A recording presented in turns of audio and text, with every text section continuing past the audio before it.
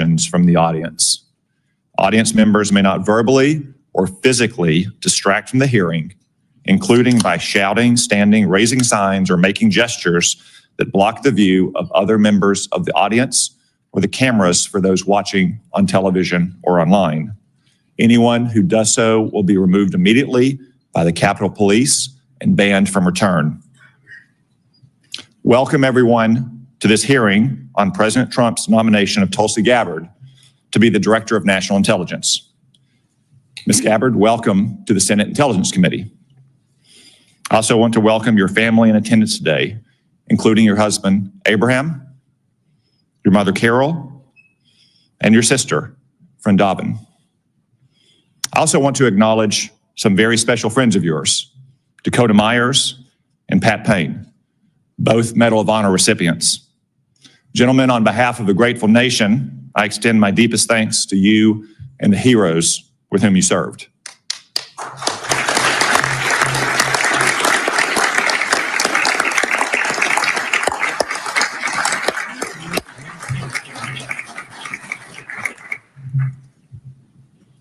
I also note that our next Attorney General, Pam Bondi, is joining us. Apparently, she didn't have enough fun at her own confirmation hearing. Ms. Bondi, welcome and congratulations. And finally, Senator Joni Ernst and former Senator and Chairman of this committee, Richard Burr, will introduce Ms. Gabbard shortly. We look forward to your remarks. I think it's fair to say that Ms. Gabbard's nomination has generated a bit more interest and attention than do most nominees before this committee. But I want to stress that Ms. Gabbard has been and will be treated with the exact same respect, consideration, and professionalism that we extended to every nominee. No more, no less, no better, no worse. That's how we treated CIA Director John Ratcliffe just 2 weeks ago, and how we have treated DNI nominees like Avril Haines and Dan Coates in the past. For instance, Ms. Gabbard has conducted dozens of office meetings with senators. She has completed the committee's standard questionnaire. She has answered 247 questions in writing. This is all in keeping with the committee's customs, precedents, and rules. Before I address the important work ahead at the DNI, please also let me make two observations about some of the accusations about Ms. Gabbard. First, I'm dismayed by the attacks on Ms. Gabbard's patriotism and her loyalty to our country. For instance, Hillary Clinton has smeared Ms. Gabbard, calling her an asset of a foreign nation. Let me remind everyone that Ms. Gabbard has served in our Army for more than 2 decades. She has multiple combat tours, and she still wears the uniform to this day. She has undergone 5 FBI background checks. I spent more than 2 hours last week reviewing the latest, putting eyes on more than 300 pages.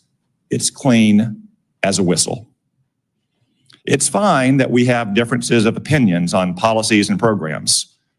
I suspect some of my Republican colleagues might disagree with some of Mrs. Gabbard's votes in the House of Representatives.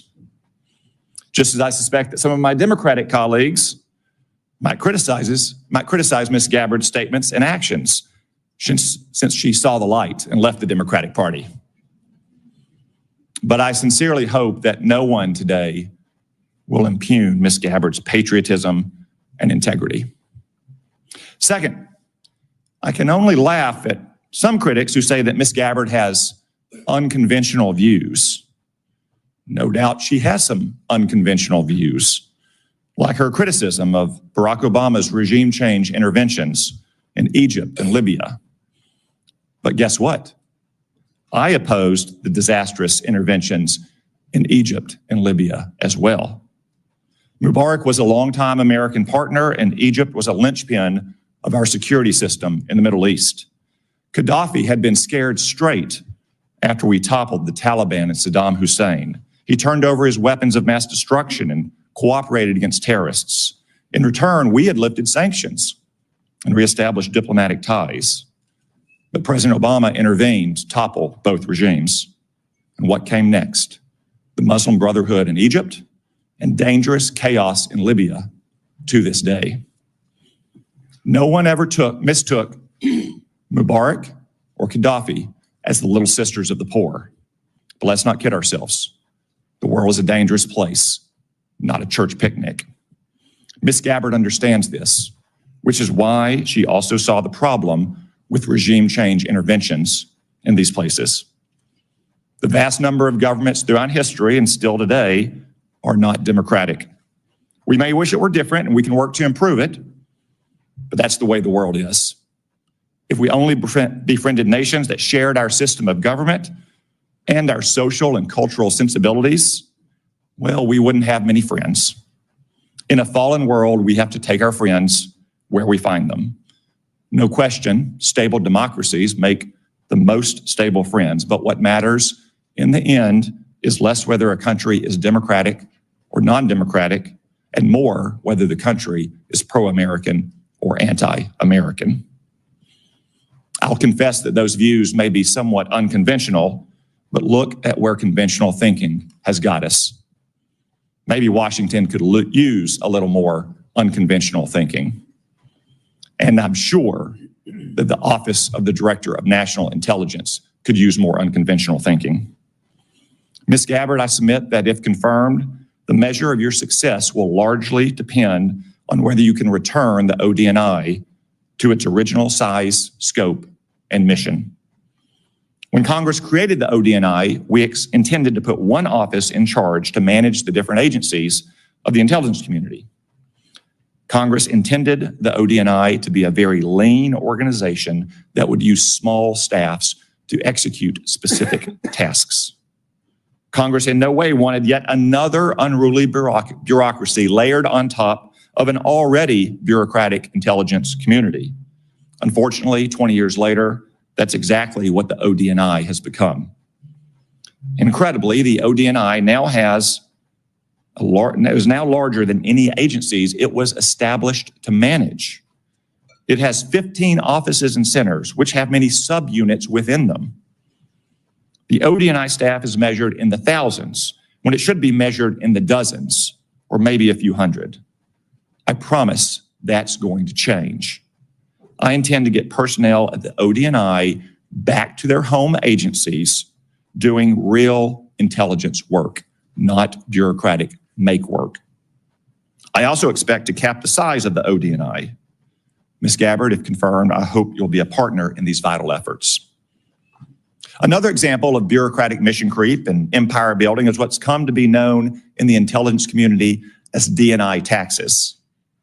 The ODNI levies these so-called taxes on other agencies, shifting and directing funds away from the intelligence community's core mission to the whims and fancies of any particular DNI. That practice, which seems to have grown and run rampant under Director Haynes, is also going to stop. Ms. Gabbard, if confirmed, you have a lot of work ahead of you. And as chairman of this committee, I'm committed to ensuring that we see it all the way through. At this moment, I'll now recognize Senator Risch for a brief statement. Well, thank you very much, Mr. Chairman. I appreciate that. And I want to thank Ms. Gabbard for meeting with me and having the candid conversation we did on the issues. Unfortunately, I have to chair the Foreign Relations Committee. We have our first substantive meeting today on malign influence of China here at home and abroad. So I'm not going to be able to stay for the hearing. I'm not going to get a chance to ask questions. However, we are going to have a closed session immediately following, and the questions I have trespass upon the security of the country, and as a result of that, they need to be done in a classified setting in any event. So if I beg indulgence to be excused to preside over the other committee, good luck. I know you'll do well. Thank you. You are excused. I was going to lead whether you excuse me or not, but thank you very much. I will now recognize the Vice Chairman, Senator Warner, for his opening remarks. Well, thank you, Mr. Chairman, and particularly thank your comments at the top. I've spent most of the morning at a National Airport. I know Senator Moran was there last night. It's a horrible tragedy. Victims' families are still being notified. For those of us who live in this region, it's always kind of complicated. We've got Virginia, DC, Maryland, and a host of local jurisdictions. But last night, when this tragedy took place, and I happened to be driving by National on the way home and saw all the first responders rushing to the scene. People came from as far away as Baltimore, Fairfax County. We had DOD and federal officials there. And these first responders, as always, ran towards the tragedy. There'll be a time to figure out what happened and how we rectify it. But today, our thoughts and prayers ought to be with the families and, again, thanking our first responders. Ms. Gabbard, welcome. And congratulations on your nomination to be the next Director of National Intelligence. I'd like to begin by thanking you, literally, for your decades of public service, both in uniform and as a member of Congress from Hawaii. I applaud your continuing commitment to serve should you be confirmed. Now, the President has nominated you to be Director of National Intelligence. Most folks probably don't understand the importance of this position. If confirmed, you would lead 18 agencies of the IC. You'll also serve as the principal advisor to the President, the National Security Council, and the Homeland Security Council for all intelligence matters related to national security. And in this role, you'll be responsible for over $100 billion between the National Intelligence Program and the Military Intelligence Program, or the NIP and the MIP as we call them here. It's a position of great importance and significance to our national security, created after one of our worst national security failures, 9/11. For that reason, when Congress established this position, thanks in large part to our colleague and our friend Susan Collins, it mandated in law that any individual nominated for this position must have, and I quote, extensive national security expertise. Now, I appreciated you taking the time to meet with me, and as I noted in that office, both before and after, I continue to have significant concerns about your judgment and your qualifications to meet the standards set by law. First, as I noted previously, the DNI was created in part to make sure we had appropriate intelligence sharing, which prior to 9/11, obviously we haven't. But the mission also is to not only share information between the IC, but also with our allies. There's no legal requirement that our allies share intelligence with us. It's all predicated on trust. Trust that our allies will protect each other's secrets. It appears to me you have repeatedly excused our adversaries' worst actions, and instead often blame them on the United States and those very allies. For example, you blame NATO for Russia's 2022 invasion of Ukraine. You rejected the conclusion that Assad used chemical weapons in Syria, despite it being the unanimous assessment of the then Trump administration's DOD, State Department, and IC, as well as the assessment of our European allies. Instead, you blame the United States for supporting terrorist groups in Syria. Now, I don't know if your intent in making those statements was to defend those dictators, or if you were simply unaware of the intelligence and how your statements would be perceived. In either case, it raises, at least for this senator, serious questions about your judgment. It also leads me to question whether you can develop the trust necessary to give our allies confidence that they can share their most sensitive intelligence with us. Make no mistake about it. If they stop sharing that intelligence, the United States will be less safe. We've seen this as recently as this past year, where because of those strong intelligence sharing between the United States and Austria, countless lives were saved by disrupting a terrorist attack that was going to take place at the Taylor Swift concert in Vienna. Second, you have been publicly outspoken in your praise and defense of Edward Snowden, someone who betrayed the trust of our nation and jeopardized the security of our country. The truth is, the vast majority of the information he stole and leaked before running off to China and Russia, might I add, had nothing to do with Americans' privacy and compromised our most important sources and methods. And in many ways, we're still paying a price for that. And I believe that Edward Snowden's action put our men and women in uniform in places like Iraq and Afghanistan at risk. You have celebrated Snowden as a, quote, brave whistleblower, and actually put forward legislation asking for his pardon. Furthermore, when given the opportunity to clarify your position in pre-hearing questions, you declined. And instead you expressed, and again, I quote, the DNI has no role in determining whether or not Edward Snowden is a lawful whistleblower. Boy, that is troubling to me in so many ways. Not only do you think that someone who divulged secrets and then ran off to Russia should be celebrated as brave, but you don't seem to understand the DNI's role in determining whistleblower determinations. In fact, the DNI has a significant role in transmitting lawful whistleblower complaints to this committee. They're all laid out right here in the statute. And I would have serious concerns about confirming someone who cannot distinguish between complaints that are made lawfully and those that are made not. In the statute, it says the job of the DNI is to protect intelligence sources and methods from unauthorized disclosure. That's a quote.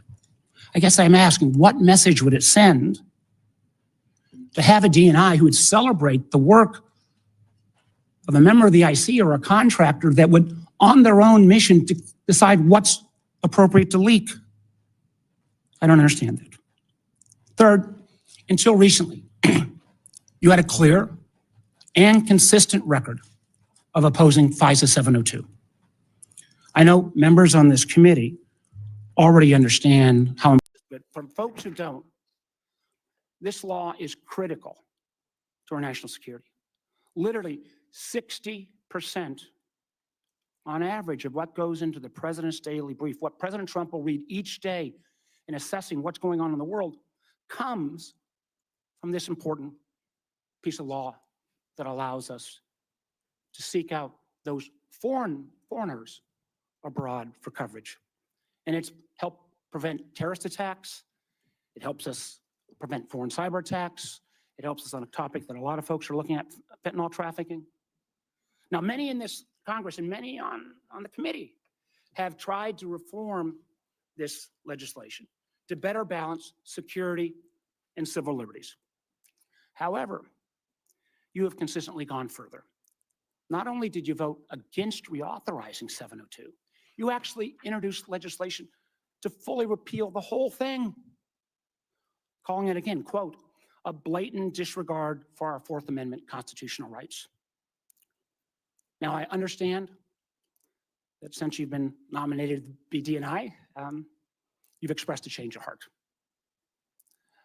I think that's welcome, but I have to tell you, as I view this as a job interview, as I try to make my judgment on whether you should be confirmed, I don't find your change of heart credible. Because the world today is more complex and more dangerous than ever before. And we need serious people with sufficient experience to be able to navigate that complexity. I hope you use this opportunity to address my concerns and all of the members of this committee. I appreciate again your service, and I'm looking forward to a thorough discussion. Thank you, Mr. Chairman. Senator Richard Burr, the former chairman of this committee who has emerged from retirement, to introduce Ms. Gabbard. Yet still in retirement, he still seems unable to find a pair of socks. Nonetheless, we say thank you and welcome you back, Senator Burr. Some things are very predictable, Mr. Chairman. Chairman Cotton, Vice Chairman Warner, members of this distinguished committee, I want to thank you for allowing me to join you today to provide my thoughts and support on behalf of Tulsi Gabbard's nomination to be Director of National Intelligence. This is my first visit back to the Senate in slightly over 2 years. Permit me to say, from this side of the dais, you're not as intimidating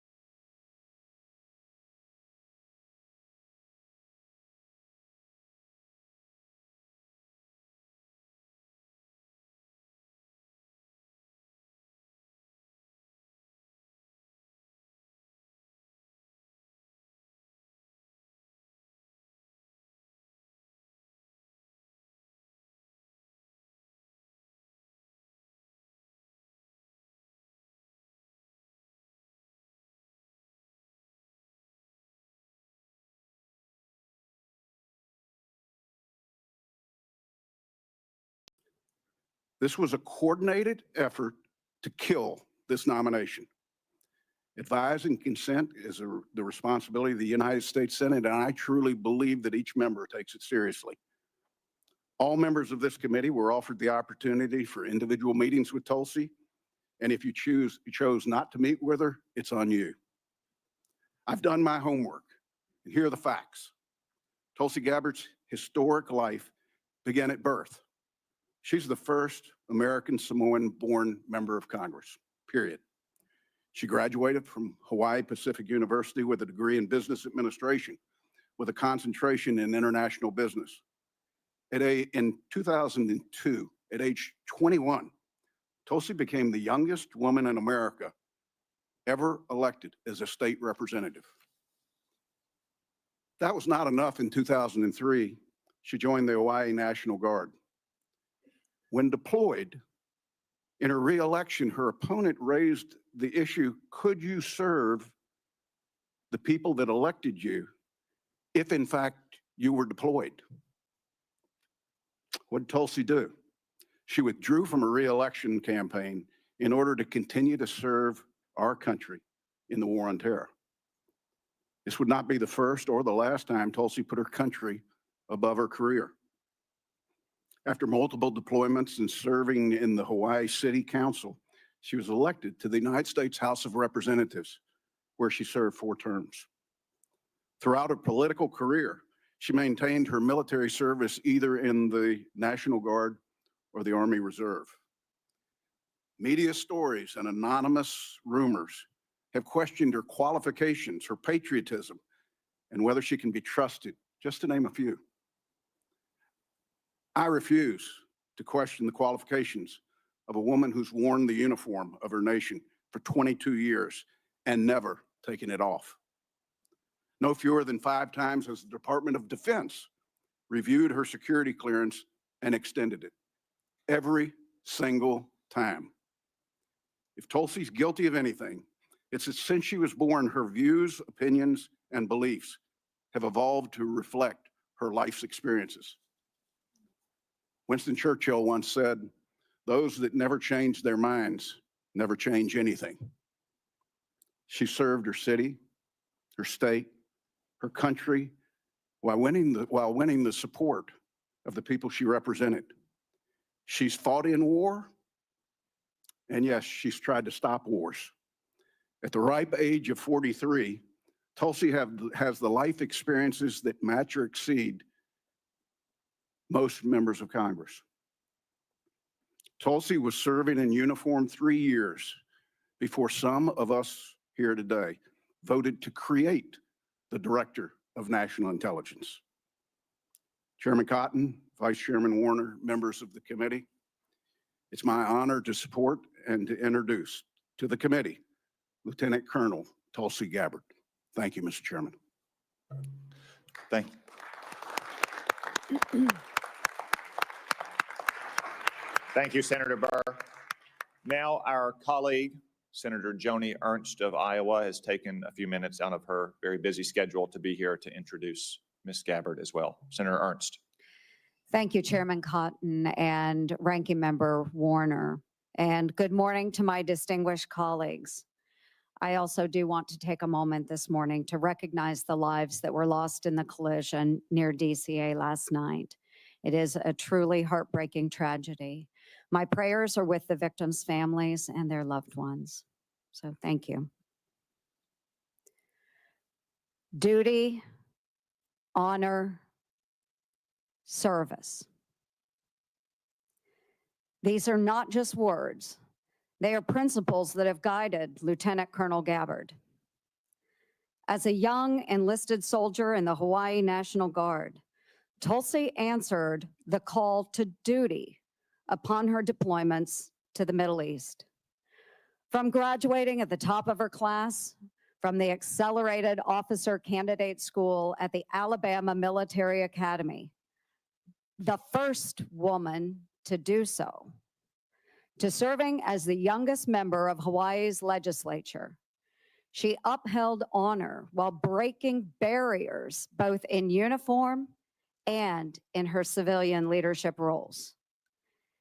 And today, Lieutenant Colonel Gabbard demonstrates her commitment to service by sitting before this committee, prepared to answer the nation's call yet once again, this time as the next Director of National Intelligence. Tulsi and I share similar backgrounds, both to our nation and to our communities. We've worn the same uniforms, serving in the Army National Guard and Army Reserves, leading battalions and deploying to Iraq and Kuwait. We've both had the privilege of serving in our state legislatures and in Congress, representing the people who shaped our lives and our communities. Tulsi exemplifies what it means to rise above partisanship, putting the needs of the American people over political divisions. She put her own life on the line in combat operations and now has set aside partisan differences as a former Democrat member of Congress to answer the call to serve in a Republican administration. The mainstream media has fought to paint their own picture of Tulsi Gabbard. But let's talk about the real Tulsi Gabbard, the woman and the soldier who I've come to know and respect. And I've known Tulsi for the past decade. Relationships matter. In 2015, then Congresswoman Gabbard met my dear friend Owen, who was a dear friend of mine from Iowa State University. Owen was a wounded special operations warrior who embodies the resilience and strength of our military community. Owen was the subject of an attack in Afghanistan where he lost his leg and his left eye serving in the war. After this attack, or during this attack, Owen was tossed into the dead pile. Owen, bleeding and in excruciating pain, cried out to his teammates, "I'm not dead." Thankfully, his fellow warfighter attended to Owen, but the road to recovery was long and hard, including a stint at Walter Reed Medical Center. During this time, Owen met a fellow warrior and patriot, Congresswoman Tulsi Gabbard, who became a friend, and today they remain in touch. Owen prides himself in being a very good judge of character. And Tulsi, he speaks volumes of your character. Owen's final message to me before this hearing was, Tulsi has maintained her integrity throughout her career. She's the same gal I met in 2015. She always makes time for our old, broken warriors. And colleagues, I will leave you with this. You know me. I trust Tulsi Gabbard. She will be honest with you. She will listen to your concerns. She will be receptive to your feedback. And rest assured, Lieutenant Colonel Gabbard loves this country, a fact proven by her willingness to put her life on the line to defend it. For over 20 years, she has put on the uniform and checked her political views at the door with one mission in mind: to protect and defend our great United States of America. Tulsi, duty, honor, and service have marked your life. Thank you for your extraordinary dedication to our nation, for embodying the values that make our military the best in the world, and for stepping up to serve yet once again as President Trump's Director of National Intelligence. Relationships matter. I urge my colleagues to support this nomination. My best wishes to you, Tulsi, and to your family. God bless our country. Thank you, Mr. Chair. Thank you, Senator Ernst. I know that Senator Ernst has a busy schedule to include a hearing for Dan Driscoll, the Secretary of Army nominee at the Armed Services Committee. I'm sure Senator Burr has to go on a fishing trip or something. So we will excuse both senators from the witness table.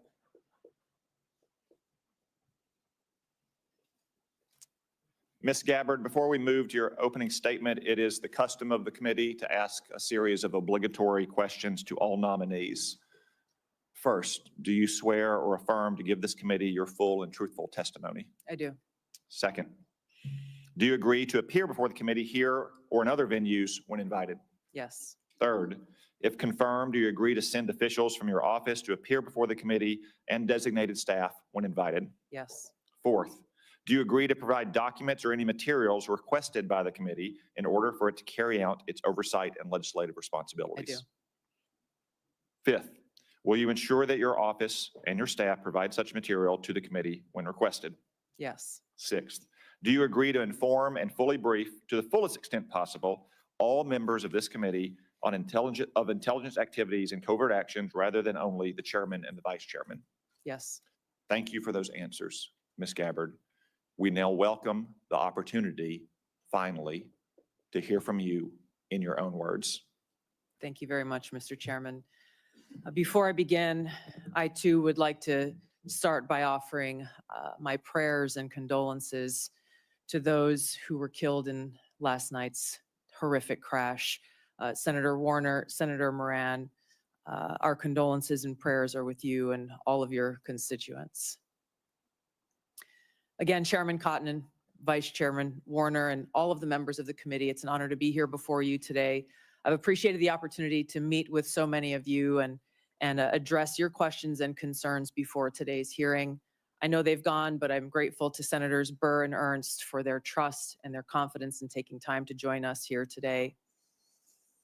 To my husband, Abraham, my family, friends, fellow veterans, Medal of Honor recipients, and patriots, thank you for your love and support. I'm honored and grateful to President Trump for his trust and confidence in nominating me to serve our country as the Director of National Intelligence at a time when trust in the intelligence community, unfortunately, is at an all-time low. Chuck Schumer admitted a few years ago, quote, "You take on the intelligence community, they have 6 ways from Sunday at getting back at you." For too long, faulty, inadequate, or weaponized intelligence have led to costly failures and the undermining of our national security and God-given freedoms enshrined in the Constitution. The most obvious example of one of these failures is our invasion of Iraq based upon a total fabrication or complete failure of intelligence. This disastrous decision led to the deaths of tens of thousands of American soldiers, millions of people in the Middle East, mass migration, destabilization, and undermining of the security and stability of our European allies, the rise of ISIS, strengthening of Al-Qaeda and other Islamist jihadist groups, and strengthening Iran. Here are just a few other examples. The American people elected Donald Trump as their president not once, but twice. And yet the FBI and intelligence agencies were politicized by his opponents to undermine his presidency and falsely portray him as a puppet of Putin. Title I of FISA was used illegally to obtain a warrant to spy on Trump campaign advisor Carter Page, using a Clinton campaign-funded false dossier as their so-called evidence. Biden campaign advisor Tony Blinken was the impetus for the 51 former senior intelligence officials' letter dismissing Hunter Biden's laptop as disinformation specifically to help Biden win the election. Former DNI James Clapper lied to this committee in 2013, denying the existence of programs that facilitated the mass collection of millions of Americans' phone and internet records, yet was never held accountable. Under John Brennan's leadership, the CIA abused its power to spy on Congress, to dodge oversight, lied about doing it until he was caught, and yet has never been held responsible.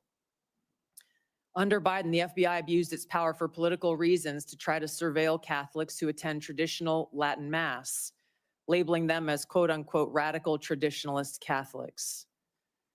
Personally, just 24 hours after I criticized Kamala Harris and her nomination, I was placed on a secret domestic terror watch list called Quiet Skies. Sadly, there are more examples. The bottom line is this must end. President Trump's reelection is a clear mandate from the American people to break this cycle of failure, end the weaponization and politicization of the intelligence community, and begin to restore trust in those who've been charged with the critical task of securing our nation.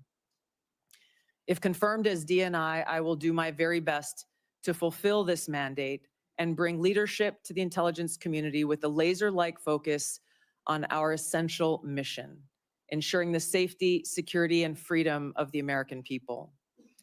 As the President's principal intelligence advisor, I'll begin by leading by example, checking my own personal views at the door, and committing to delivering intelligence that is collected, analyzed, and reported without bias, prejudice, or political influence.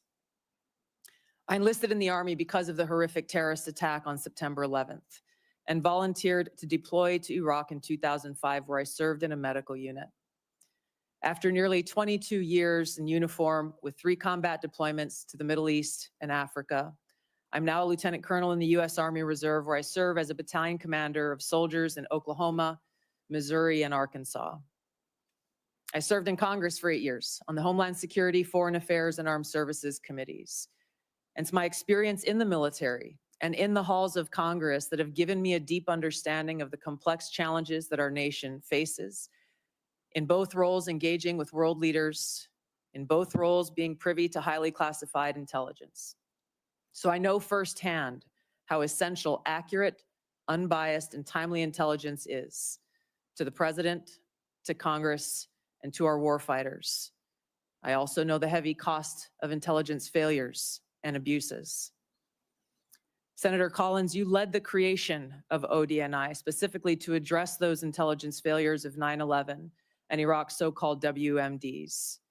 The need for the ODNI under strong leadership still exists today. If confirmed, I'll bring my experience and fresh eyes to leading the intelligence community. And my day one priorities will be to assess the global threat environment, identify where gaps in our intelligence exist, integrate intelligence elements, increase information sharing, and ensure that unbiased, apolitical, objective collection and analysis to support the President and policymakers' decision-making occur. I'll work to end the politicization of the intelligence community and ensure there is a clear mission focus in the IC on its core mission of this unbiased, apolitical collection and analysis of intelligence to secure our nation. I'll work to rebuild trust through transparency and accountability. This is a national security imperative. And I'll work to assess and address efficiencies, redundancies, and effectiveness across ODNI to ensure focus of personnel and resources is on our core mission of national security. In my meetings that I've had with many of you, you expressed bipartisan frustration about recent intelligence failures, as well as the lack of responsiveness to your requests for information. Whether it's the surprise October 7th Hamas terrorist attack, to the sudden takeover of Syria by Islamist extremists, failures to identify the source of COVID, anomalous health incidents, UAPs, drones, and more. If confirmed, I look forward to working with you to address these issues. Ensuring the safety, security, and freedom of the American people is a mandate of leadership that rises above partisan politics. If confirmed, my commitment to the President, to you, and to the American people is this: I will do my very best to find the truth, no matter where it leads, and share that truth with President Trump, his advisors, and you in Congress, providing you with that unbiased, timely, and accurate intelligence as you make the tough decisions that'll impact the safety, security, and freedom of the American people. Now, before I close, I want to warn the American people who are watching at home. You may hear lies and smears in this hearing that'll challenge my loyalty to and my love for our country.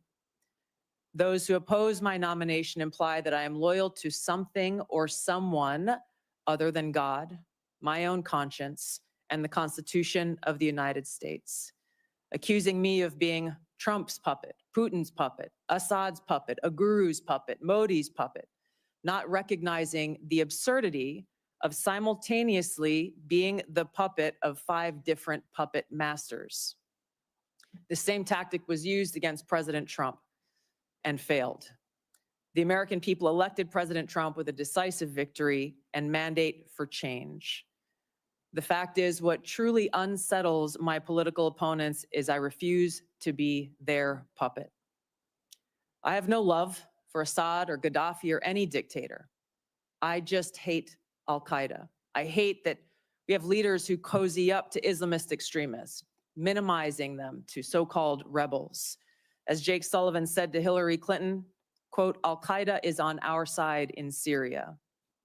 Well, Syria is now controlled by an Al-Qaeda offshoot, HTS, led by an Islamist jihadist who danced in the streets on 9/11 and who was responsible for the killing of many American service members. Democrat senators in the past resorted to anti-Christian bigotry against some of President Trump's judicial nominees like Amy Coney Barrett and Brian Boucher. I condemn those actions as a Democrat in Congress at the time, as religious bigotry must be thoroughly condemned by all of us, no matter the religion. Unfortunately, there are some Democrat senators who still don't understand the principle of freedom of religion and Article 6 of the Constitution. Quote, no religious test shall ever be required as a qualification to any office or public trust under the United States. Unfortunately, they're once again using the religious bigotry card, but this time trying to foment religious bigotry against Hindus and Hinduism. If anyone is sincerely interested in knowing more about my own personal spiritual path of Hinduism, I welcome you to go to my account on X, where I'll share more on this topic. If confirmed as Director of National Intelligence, I will continue to live by the oath that I have sworn at least 8 times in my life, both in uniform and as a member of Congress. I will support and defend our God-given freedoms enshrined in the Constitution of the United States against all enemies, foreign and domestic, and I will bear true faith and allegiance to the same. Thank you very much for your time. I look forward to your questions. Thank you, Ms. Gabbard. A few reminders before we begin our 5-minute round of questioning. First, a reminder to the audience, once again, I will not tolerate disruptions or disturbances, either in favor of or in opposition to Ms. Gabbard. We all came to hear from Ms. Gabbard, not from you. 2 reminders to my colleagues. We'll have a 5-minute round of questions. Not 5.5, not 6, 5-minute round. We will also have a closed session after this hearing in which you'll have another 5-minute opportunity to ask questions. Second, if any question, as Senator Risch alluded to, begins to approach the line of classified material, my crack staff will advise me and I will ask you to hold the question until we get to a closed setting. Mr. Chairman, could I just inquire? I was under the understanding that if in the open round, because this is the only time the American people will be able to see this judgment, you'd agreed if certain members needed to ask a second round of questions in the public setting, that would be available. As is our custom, if a member waits until the end of the opening round and has a follow-up question, then we will permit that follow-up question. Thank you, Mr. Chairman. Ms. Gabbard, if confirmed, you'll be entrusted with our nation's most important secrets. We're all entrusted with that information to serve the American people and to keep our country safe. Unfortunately, as you said in your opening statement, we've seen too many instances in recent years of people who were trusted with classified information and went on to abuse and politicize that trust.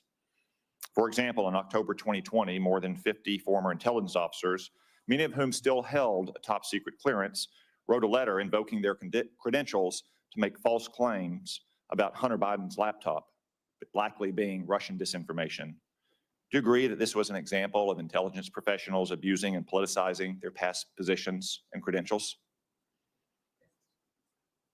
Yes, Mr. Chairman, I do. And it is an example of what needs to end and why the American people elected President Trump to bring about those necessary reforms. Thank you. Will you commit that no one who abuses his past position and credentials in this fashion will hold a security clearance in the future? Yes. Thank you. Now, I want to be fair to my Democratic colleagues. Such abuses aren't just a problem on the left. Also in 2020, President Trump's former national security advisor, John Bolton, published a book in which he revealed sensitive conversations with the president on national security matters, including highly classified information. He didn't submit this book for review and approval to ensure that our national security secrets were protected. Do you agree that John Bolton's actions likewise undermined public trust? Yes, Mr. Chairman. Will you commit that no one who so abuses his past position and risks the exposure of classified information by publishing a book without submitting it for review and getting approval before publication will hold a security clearance again or be trusted with classified information again? Yes. Thank you. Let's move on to the topic of OD&I reform that I mentioned in my opening statement.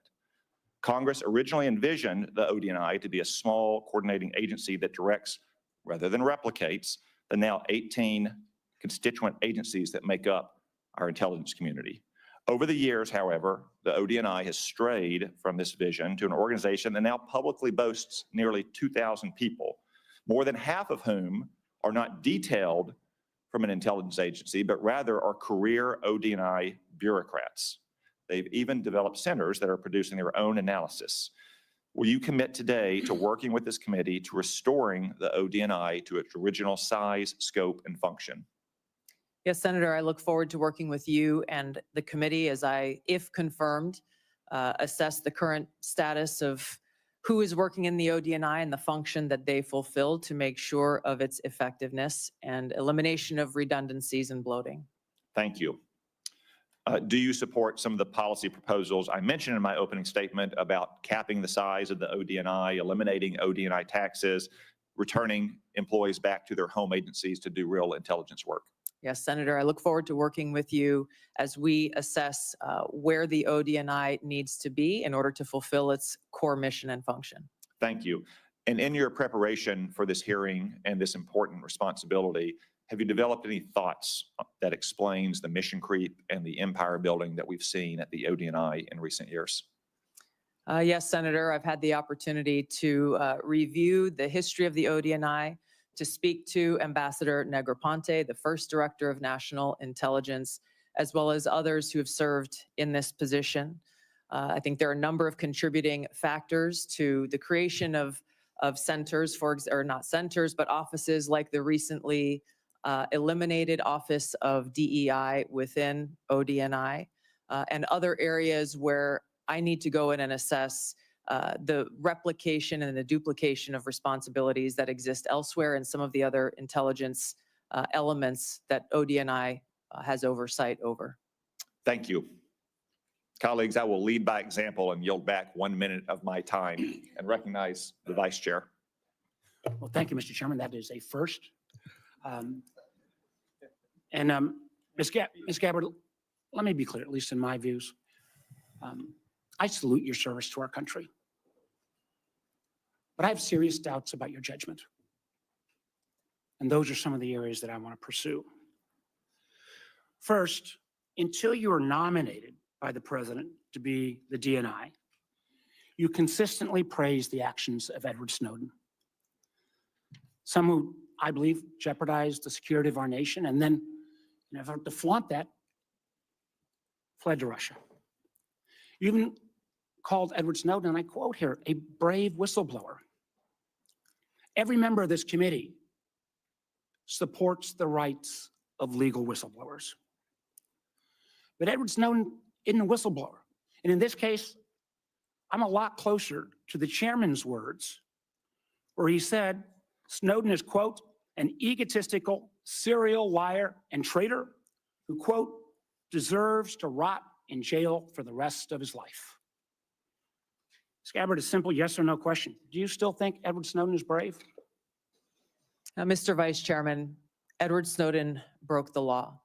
I do not agree with or support with all of the information and intelligence that he released, nor the way in which he did it. There would have been opportunities for him to come to you on this committee or seek out the IG to release that information. The fact is, he also, even as he broke the law, released information that exposed egregious, illegal, and unconstitutional programs that are happening within our government. Excuse me, that led to serious reforms that Congress undertook. Chairman, we got 5 minutes. So I take your answer, and these are your quotes. Brave, please join my bipartisan legislation calling for charges to be dropped against him. Do you disagree that legislation was not appropriate? Do you believe he is brave or not? Yeah, Back those words? once again, Senator, Edward Snowden broke the law. He Ms. Gabbard, also I'm not released talking- we information agree that Edward Snowden that broke the exposed law. the United States Asking you a question government's whether illegal your programs. legislation and your words are still your beliefs. Yes or no, please? I'm making myself very clear. Edward Ma'am. Snowden broke the law. He released information about the United All right, States ma'am, I've government's got other issues to illegal raise. Ma'am, activities. I If I may just finish my thoughts, Senator. In this role that I've been nominated for, if confirmed as Director of National Intelligence, I will be responsible for protecting our nation's secrets. And I have Ma'am, 4 immediate ask steps for that I additional would time. take to Chairman. prevent another Snowden-like leak. ma'am, I would simply ask you again. I don't think you're going to answer. I agree with Tom Cotton. He's a traitor. You, for years, until you got chosen by President Trump, have celebrated this guy as brave. You've called for him to be pardoned, for his charges to be dropped. I cannot imagine a director of national intelligence that would say that kind of behavior is okay. How would we maintain the trust of the IC and the contractors who work for it? How would we maintain the trust of our Five Eye partners? I find it very troubling. Let me move to 702. I know other members are going to raise this. Remember, the 702 is critical to our national security. 60% of the president's daily brief, 60% of the information President Trump gets every day in a PDB will come from this. You've had a long history of opposing 702. Many members of Congress have. But one of the things you actually done that not many have is not to reform it, but you actually said you wanted to repeal it. But now, whether it's confirmation conversion or whatever, you call 702 vital. And I'm quoting, because of significant FISA reforms have been enacted since you left Congress. Ms. Gabbard, what are the reforms that have led you to now support 702? In the short time that I have, Senator, I will just note that my actions in legislation in Congress were done to draw attention to the egregious civil liberties violations that were occurring at that time. Ms. Gabbard, Some of Ms. the- Gabbard, I ask you a question. Please give me the courtesy of responding. You said the reforms now make you support it. What can you cite? Which reforms? There are a number of reforms to include In the new getting bill, rid in the new law, right? that all Right. of you and your Gabbard, Ms. wisdom. Gabbard, my time is getting short. But I got to just tell you, after the reforms were passed into law in April of 24, you went on Joe Rogan's podcast in May. The bill is now law. And you said, quote, this bill took an already bad problem and made it many, many times worse. Again, in my mind, this is a question of judgment. 702 is critical. I appreciate this late conversion, but I'm not sure I buy it because you've had such a consistent position. Again, I know my colleague's going to raise these, but rather than standing up to dictators like Putin and Assad, you've sometimes amplified his talking points. I mean, I just do not understand how you can blame NATO for Putin's brutal invasion of Ukraine. And when Assad used chemical weapons against his own people, you didn't condemn him. I can go through all the quotes. You actually questioned Americans' intelligence. Now, you mentioned a lot about trust. And one of the things that I'm so proud on this committee is my friend Senator Burr said, we always follow the truth. I say on this committee, it's the most valuable work I do in this, and we have a bipartisan approach to intelligence. I think we have worked to try to keep the intelligence community and earn their trust, and frankly, earn the trust of the American people. But I respectfully, ma'am, I just don't believe on your judgment and credibility issues that this is the appropriate role that you should take going forward. Thank you, Mr. Chairman. Senator Collins. Thank you, Mr. Chairman. Ms. Gabbard, Edward Snowden does stand out as having done particularly grave harm to our national security by revealing top secret information, including sensitive sources and methods, thus jeopardizing agents in the field. So let me ask you a question. If confirmed, would you support or recommend a pardon or any kind of clemency for Edward Snowden? Thank you for the question, Senator Collins. If confirmed as the Director of National Intelligence, my responsibility would be to ensure the security of our nation's secrets and would not take actions to advocate for any actions related to Snowden. So the answer is no. Is that Correct. correct? In 2020, you introduced the Protect Brave Whistleblowers Act, which would amend the Espionage Act to make it more difficult to prosecute individuals who reveal classified information. In particular, the bill would allow individuals to disclose even top secret information as long as it's not done with the specific intent to injure the United States or advantage any foreign nation. Your bill would also have created an affirmative defense if public disclosure of classified information were made for several reasons, one of which was to expose gross waste of funds.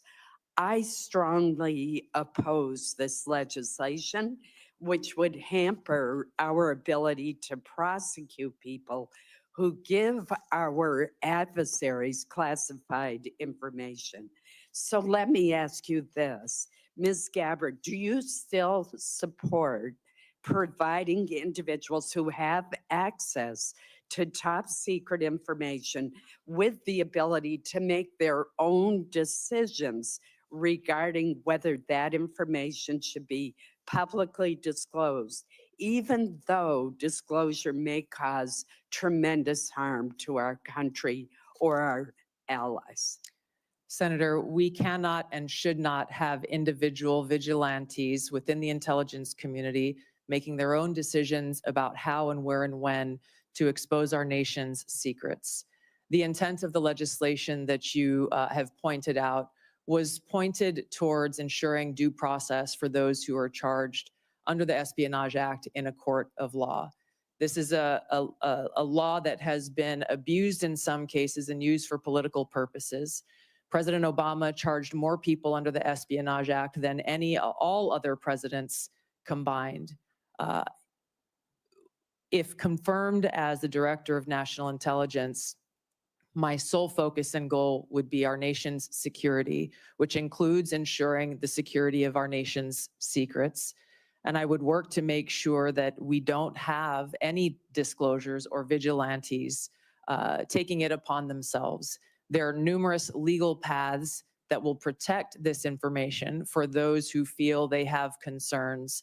And I look forward to working with you and this committee on making sure that those protections are known by every single person in the workforce and effectively implemented. So you do not support allowing individuals to make their own decisions without authorization to disclose secret information, classified information? Yes, and I believe we have the legal structure in place for those who have concerns to address them. As you know, there has been speculation in the press that you met with Hezbollah, a terrorist organization affiliated with Iran. Have you ever knowingly met with any members, leaders, or affiliates of Hezbollah? No, and it is an absurd accusation. Let me ask you one final question in the short time we have left. With Hamas, ISIS-K, the Houthis, all the Iranian proxies in Syria and Iraq, Yemen, and Al-Qaeda all posing general resurgences in the Middle East, Africa, and Central Asia, I'm alarmed at the lack of focus by the IC on this threat to our safety. We don't want to have to call you back to this room after a terrorist attack and ask, how did the IC miss this? Great power competition, China, Russia, definitely pose threats to our country, but the terrorist threat is arguably the most imminent threat, according to former FBI Director Chris Wray. If confirmed, what would be your strategy to refocus the IC on the terrorist threat to our country and to Americans abroad? Thank you, Senator. I agree with your assessment, and this speaks to the need for the ODNI to exist, to redirect those resources, identifying the gaps in intelligence so that we are able to get ahead of these threats instead of coming around after the fact and trying to assess why did we not know about this sooner so that we could have taken action to prevent it. Thank you. Senator Wyden. Thank you very much, Mr. Chairman. Welcome, Ms. Gabbard. Thank you. I am going to try to get 4 questions in, so I'll be brief, and if you can reciprocate, that would be very much appreciated. We've been talking about Section 702, the Foreign Intelligence Surveillance Act, and I believe it's critical that the DNI support additional reforms to protect the privacy of law-abiding Americans. In your written response to committee questions, you wrote, and I quote, "Warrants should generally be required before an agency undertakes a U.S. person query of Section 702. Is this your current position?" Yes, it is, Senator. And as you'll note in that written response, I noted some exigent circumstances with agree with which that. there may be other options. But I also want to make a note that a simple warrant requirement is ultimately going to be a policy decision that all of you will make. I would point to history, to some examples. Time is short. I'm glad you answered in line with your written answer that you support a warrant. Section 702 also involves a huge loophole now that was included recently that could allow the government to force anyone with access to a Wi-Fi router or cable box to secretly participate in the warrantless surveillance program. Do you support, as I do, eliminating this language? Senator, I would have to look more into that and assess, if confirmed, what the impacts of the implementation of the existing safeguards are and come back to you in Congress as you look at reauthorization. It is a massive loophole, and I hope to hear after you've looked at it that you'll be supportive of my efforts. Let me turn now to the question of the Inspector General situation. Can the President of the United States refuse to fund the Inspector General for the intelligence community despite appropriations from Congress? And here I'd like a yes or no. Senator, I don't know about the legal authorities, but I understand the essential role that the inspectors general play. And if confirmed, look forward to empowering our Inspector General to fulfill their responsibility. Good, because Congress either has the power of the purse or it doesn't. And I think in your answer to me, you recognize that you have an independent obligation to follow the law. I think that's a constructive answer. Let me turn now to the matter of spying on journalists. You wrote in your response to the committee questions that you support the Biden administration Department of Justice's policy restricting the collection of reporters' records, and you called for the codification of those restrictions. Will you reconfirm that position this morning? I believe strongly in the First Amendment, which protects a free press. So you will, in effect, say that you will continue to support the Biden administration policy to protect journalists? I'm not familiar with the specific Biden administration policy, but I believe strongly in the defense of the First Amendment. It is a policy that restricts the collection of reporters' records, and you have called for the codification of those records. So I am going to accept that you're not changing your position, and I appreciate it. I got time, I think, for one more question. While you were in Congress, you introduced legislation prohibiting the government from mandating that Americans' phones or apps include mechanisms to allow the government to bypass encryption or other privacy technology. In your written responses to the committee questions, you reconfirmed your opposition to these mandates. Is that still your position? Yes, these back doors lead down a dangerous path that can undermine Americans' Fourth Amendment rights and civil liberties. You are being very helpful by moving so quickly. Let me turn to whistleblowers. You wrote in your response that whistleblowers must have clear, protected channels to report concerns, including the unauthorized transmittal of classified information to appropriate entities such as members of Congress. Do you agree that IC whistleblowers must have a clear path to this committee and that they don't need permission from agencies to talk to us? That's a yes or no. Senator, the answer is clearly yes. I would like to state a few other actions I would take if confirmed as Director of National Intelligence is number one, make sure that we don't have illegal and unconstitutional programs within the intelligence community, making sure that we enact security clearance reform to limit access to our nation's top secrets, make sure that every single person in the workforce understands their rights as whistleblowers and the legal channels to take, which would include coming directly to you as members of Congress, as well as establishing a direct hotline to myself should they choose to take that path. One last question, if I might. Would you support the declassification of the committee's full report on the CIA's torture program? Senator, I believe in transparency. I have not seen this and so cannot make an honest assessment for that answer. Thank you, Mr. Chairman. Senator Cornyn. Welcome, Ms. Gabbard. Congratulations and thank you for your service to our nation. I hope you will take to heart the chairman's comments about the exploding bureaucracy, not only in the government generally, but in the office of the Director of National Intelligence. This is a critical role to be played, but unfortunately that role is not made easier or more effective by such a large, unwieldy bureaucracy. Do you believe that the President of the United States should get all of the lawfully collected intelligence that's available in order to inform his judgments as Commander-in-Chief? Senator, not only is the answer a strong yes, I would say that it is the Director of National Intelligence responsibility to make sure that the President has access to all the intelligence so that he can make the best informed decisions for our country. And you will be the one actually briefing him on a daily basis, correct? That's correct. And the President's daily brief, and we've heard that that is composed of about 60% of it's composed of information gleaned by collection under Section 702 of the Foreign Intelligence Surveillance Act.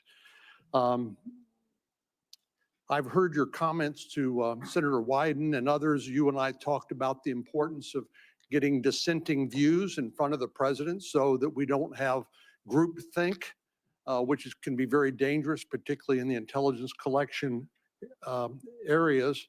And I appreciate your agreeing that presenting the policymakers, including the president, with dissenting views is very important. Are you aware that overwhelmingly the courts that have looked at a challenge to Section 702 based on the Fourth Amendment and any potential warrant requirement have overwhelmingly said that the Fourth Amendment is not implicated by search of lawfully collected intelligence? I am aware, yes, Senator. And do you disagree with that?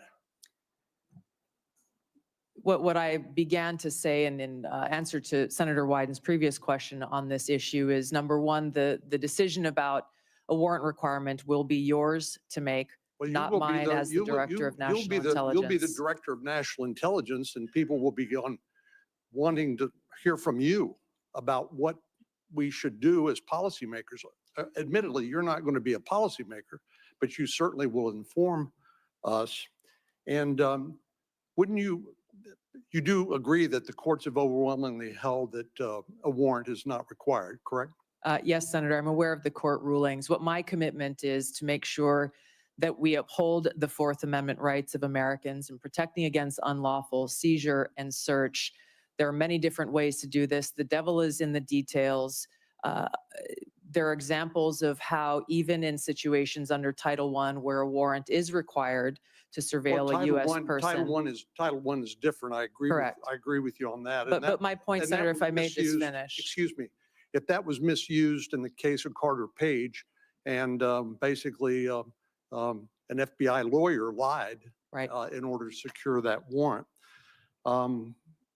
Which is What why would- there are what would- safe. What would be necessary to be shown in order to establish probable cause to a judge in order to obtain a warrant? Again, Senator, that's not for me to say. That would be for you all to decide and for the Attorney General to weigh in on. Do you know what the elements of probable cause are and whether that's a practical and workable solution? That this is the center of the debate, the high standard of probable cause that's required to get a warrant, and why this will continue to be a conversation, again, with the Attorney General weighing in and all of you in Congress making this policy decision. The CIA director, John Ratcliffe, said during his testimony before this committee that he believed that a warrant is not only required by law, but is actually impractical. Do you disagree with that or agree with that? I will be in a better position to make an assessment on the practical implications of this if confirmed as DNI. My commitment remains to uphold the Constitution and Americans' Fourth Amendment rights. Where would the warrant be sought?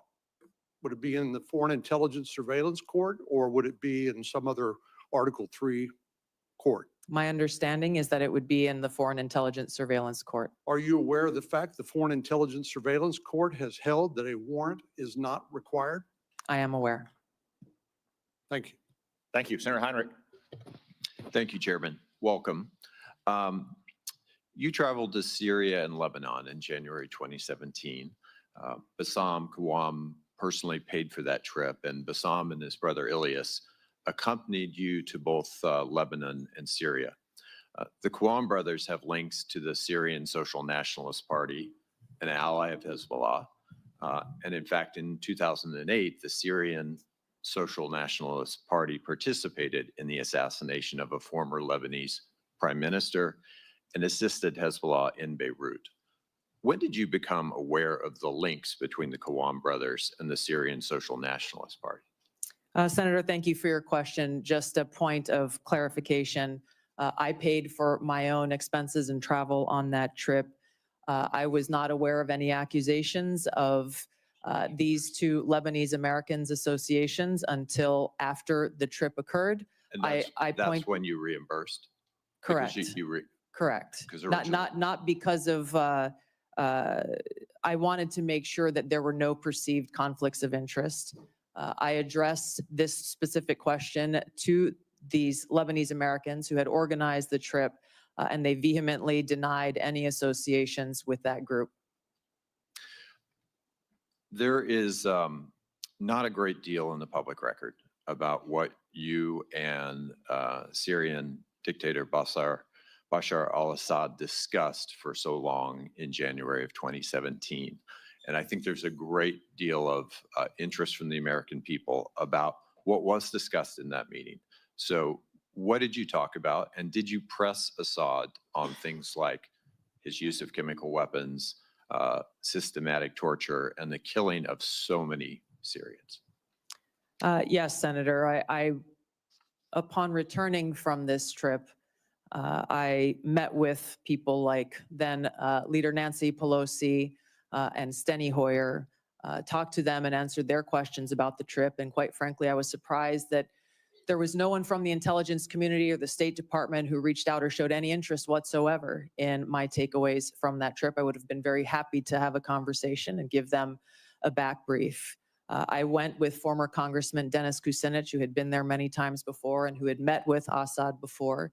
A number of topics were covered and discussed. And to directly answer your question, yes, I asked him tough questions about his own regime's actions, the use of chemical weapons and the brutal tactics that were being used against his own people. Were you able to extract any concessions from President Assad? No, and I didn't expect to, but I felt these issues were important to address.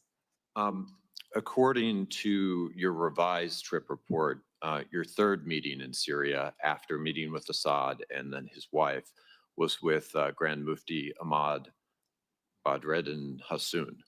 Forgive me if I'm not pronouncing that correctly.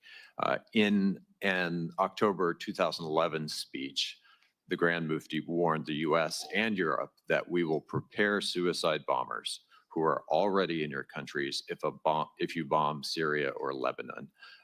What was the goal, or what did you accomplish by meeting with Grand Mufti? Senator, before going on the trip and during my time both in Syria and Lebanon, I made it a point to meet with different religious leaders, both Muslim leaders as well as various Christian and Catholic leaders who were there in the region. I did that both in Syria and in Lebanon to hear from them about what their concerns or thoughts were with regard to the war that was being waged at the time. Were you aware of his threats regarding suicide bombers in the United States? I was not and had not heard that until today. Who vetted the people that you met with on this trip to Syria and Lebanon? The itinerary was created by former Congressman Dennis Kucinich, his constituents who he had traveled with to Syria and Lebanon a number of times before. Some of the individuals that I met with were looked at prior to the trip. Others came up during the trip that were unexpected. Just in complete hindsight, would you view this trip as good judgment? Yes, Senator. And I believe that leaders, whether you be in Congress or the President of the United States, can benefit greatly by going and engaging, boots on the ground, learning and listening and meeting directly with people, whether they be adversaries or friends. Last question. Who do you blame? Who's responsible for the war in Ukraine? Putin started the war in Ukraine. Thank you. Sir Moran, before your questions, I want to extend all of our condolences in particular to you for the loss of life for your fellow Kansans last night in that air crash. Our prayers are with all of your people back home who lost loved ones. Thank you, Mr. Chairman. So many people here and throughout the halls of Congress have been very kind and expressing their condolences, and I appreciate you saying this in this setting just now. Lieutenant Colonel Gabbard, you were asked in your questionnaire about your priorities, and you listed Iran and Hamas and Hezbollah and North Korea. You also mentioned Russia, but the only thing you said about Russia in fully explaining why it's a priority is ending the war with Russia. When you talk about Russia, what are your fears or policy priorities beyond ending the war? How do you see Russia as a threat to the United States? Senator, if confirmed as the Director of National Intelligence, it will be paramount for me to assess where our intelligence gaps may exist so that I can provide the President and all of you with the most accurate full picture of that threat assessment to directly answer your questions. I think that it is a complex environment.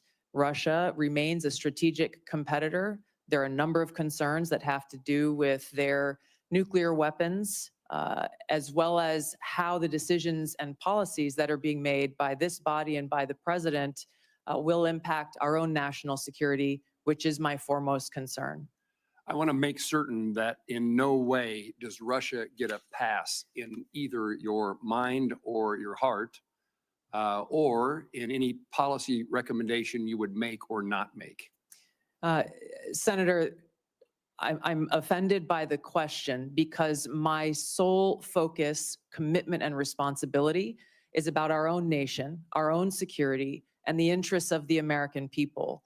In carrying out the responsibilities of the Director of National Intelligence, if confirmed, no country, group, or individual will get a pass in my fulfilling that responsibility of providing that full intelligence picture so that you all can make the best informed policy decisions for the safety, security, and freedom of the American people. You have my commitment to be completely objective, unbiased, and apolitical, and I hope you understand my commitment to our country's interest. I absolutely do. You have answered my question in the manner in which I wanted to hear, that you will do this in an objective manner, provide the information necessary, and that Russia, if it's a threat, you will tell us so and tell us the details of that threat. Yes, Senator.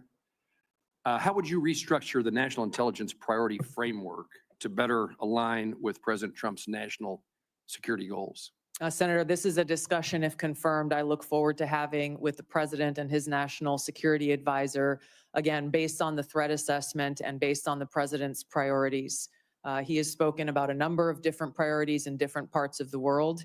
I would work with them on that national intelligence priorities framework, which will serve as the foundation for the intelligence elements under ODNI.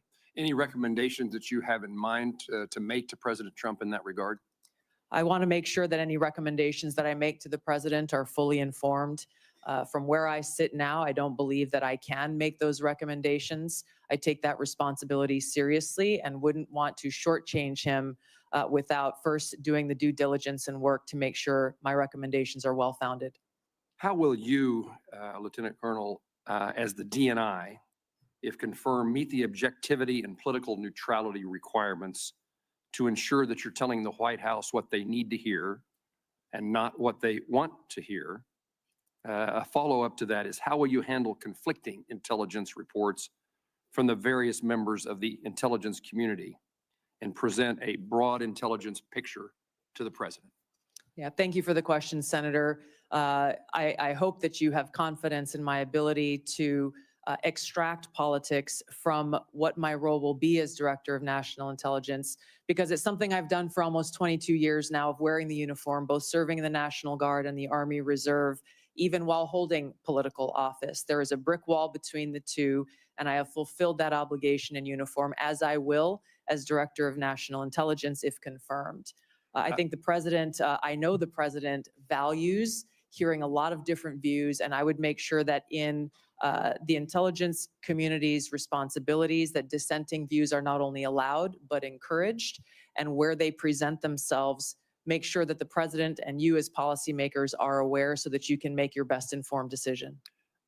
Would you agree with me that bias and prejudice, if it exists any place, exists in both sides of an issue, both partisan sides of this place called Washington, D.C., and the goal, the effort that you will make is to make certain that all the information is presented in a nonpartisan, direct, and manner based upon the facts as known? Yes, Senator, I agree, and you have my commitment. This is essential for the American people and all of you to have faith and trust in the intelligence products that are being delivered. One of the greatest challenges is knowing who's telling us the truth, and we need a DNI who tells the truth. True? Yes, I have a long record of speaking truth to power and would continue that commitment if confirmed in this role. Thank you. Thank you, Senator Moran. Senator King. Thank you, Mr. Chairman. And Ms. Gabbard, I certainly want to applaud and express my appreciation for your service, both in the military and in the Congress. Two very challenging jobs, and I want to thank you for that. I noted that Edward Snowden was in Hawaii, of all places, for a year and a half before he fled to Hong Kong and then on to Russia. Did you ever meet him or have any contact with him during that period, or subsequently with telephone calls, emails, Zooms, contact with he or his lawyers? No, Senator, not at any time have I had contact with Edward Snowden. And you introduced a bill in 2020 that was essentially a pardon. It basically said all charges should be dropped. You had a lot of whereases in that bill. Where did the factual basis for those whereas clauses come from? Senator, if I recall, in that bill, it came from publicly available information. I see. And were you aware that there was a bipartisan committee report from the House Intelligence Committee in 2016 on Snowden's activities? I don't recall specifically at that time, but I am aware of that committee's report and executive summary that was reported publicly. I did not have access to the classified report that summary was based on. Did you read that report prior to filing your bill in 2020? Senator, I don't recall specifically. I remember reading a lot of materials prior to filing that bill. Well, the bipartisan committee report, the first The first item, Edward Snowden perpetrated the largest and most damaging public release of classified information in U.S. intelligence history. Goes on to say Snowden caused tremendous damage to national security, and the vast majority of the documents he stole have nothing to do with programs impacting individual privacy. But you don't recall ever seeing the work of that committee. I'm aware of those conclusions drawn. You're aware Edward now. Snowden. Were you aware at the time? Yes, I was, Senator. And Edward Snowden broke the law. There's no question about that. He should not have released all of that information that caused that harm. How There's many no question documents- about that. How many documents did he release? I know that he took over 1 million documents. I don't know specifically how many of those million he specifically released. Well, you stated very unequivocally today, Snowden broke the law, but you introduced a bill in Congress along with Congressman Matt Gaetz to essentially pardon him. So That- he broke the law, but it wasn't all that serious. Is that what you thought in 2020? I take very seriously upholding our Constitution and have sworn an oath to support and defend that Constitution over 8 times in my life. My statements in the past have been reflective of the egregious and illegal programs that were exposed in that leak. But you ignore the vast majority, as the committee found, bipartisan. I think Devin Nunes was the chair, Adam Schiff was the vice chair. The conclusion was that the vast majority of these things that he released had nothing to do with constitutional rights, the Fourth Amendment, but indeed were enormous compromises of our national security. You didn't Senator, seem I worried about- focused on raising concerns around egregious, illegal, and unconstitutional programs that our government was conducting that clearly violated Americans' Fourth Amendment rights.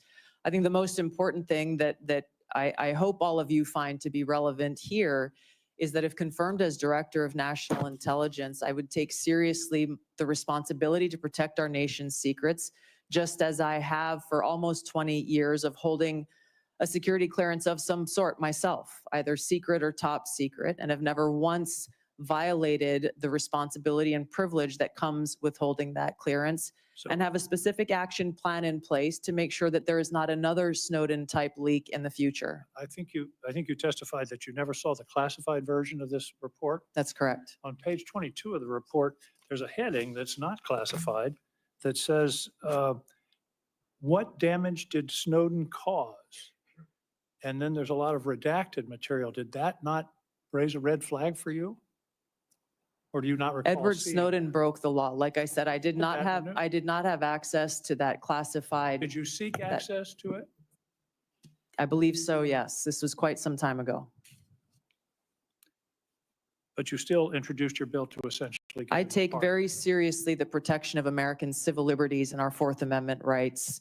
If confirmed as Director of National Intelligence, I'd make sure that there is no further Snowden-type leak in the future, and that those who have concerns have legal channels to raise those concerns so that we don't violate and release our nation's secrets. There are about 20 Thank you, countries in Senator the world King. that don't. Senator King, time has expired. Senator Lankford. Tulsi, it's good to see you again. Thanks for the time. Thank you. That we got a chance to be able to spend together and be able to talk through a lot of these issues. Thanks for your service to the country, both in Congress, though you were in the wrong party at the time, and your service to the country through your service there, including in my great state in Oklahoma, that you had the opportunity to be able to serve there. I want to give an opportunity for you to be able to answer a few things on it, and I want to set some context. There's been a lot of questions about 702 and about Edward Snowden, and it may seem like this is repetitive to be able to come through it, but there are thousands of intelligence employees and folks that they have also taken an oath to the country and to the Constitution. They serve our country every day. They're the folks that don't have a uniform on, that no one ever says thank you to them, and no one ever buys them lunch because people don't know who they are. But they every day put their lives on the line, and they work very hard to be able to protect Americans. And when Edward Snowden got mad at his employer that he didn't get the promotion that he wanted and started harvesting information, and then found some things that he didn't like on it, and then kept going, and then released them to media and went to China, and then went from China to Russia and became a Russian citizen and continued to be able to layer out intelligence unrelated to the civil liberties of any American and then said, I have more and I can release them at any time I want, they don't see him as brave. They see him as a traitor.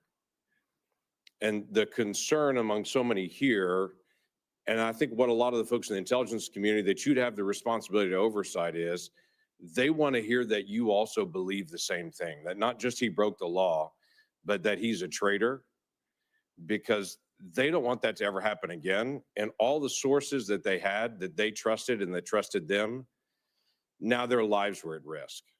And all the programs that they had that were determined lawful all collapsed, and that intelligence then was gone, and the president didn't have access to a lot of information for decision making.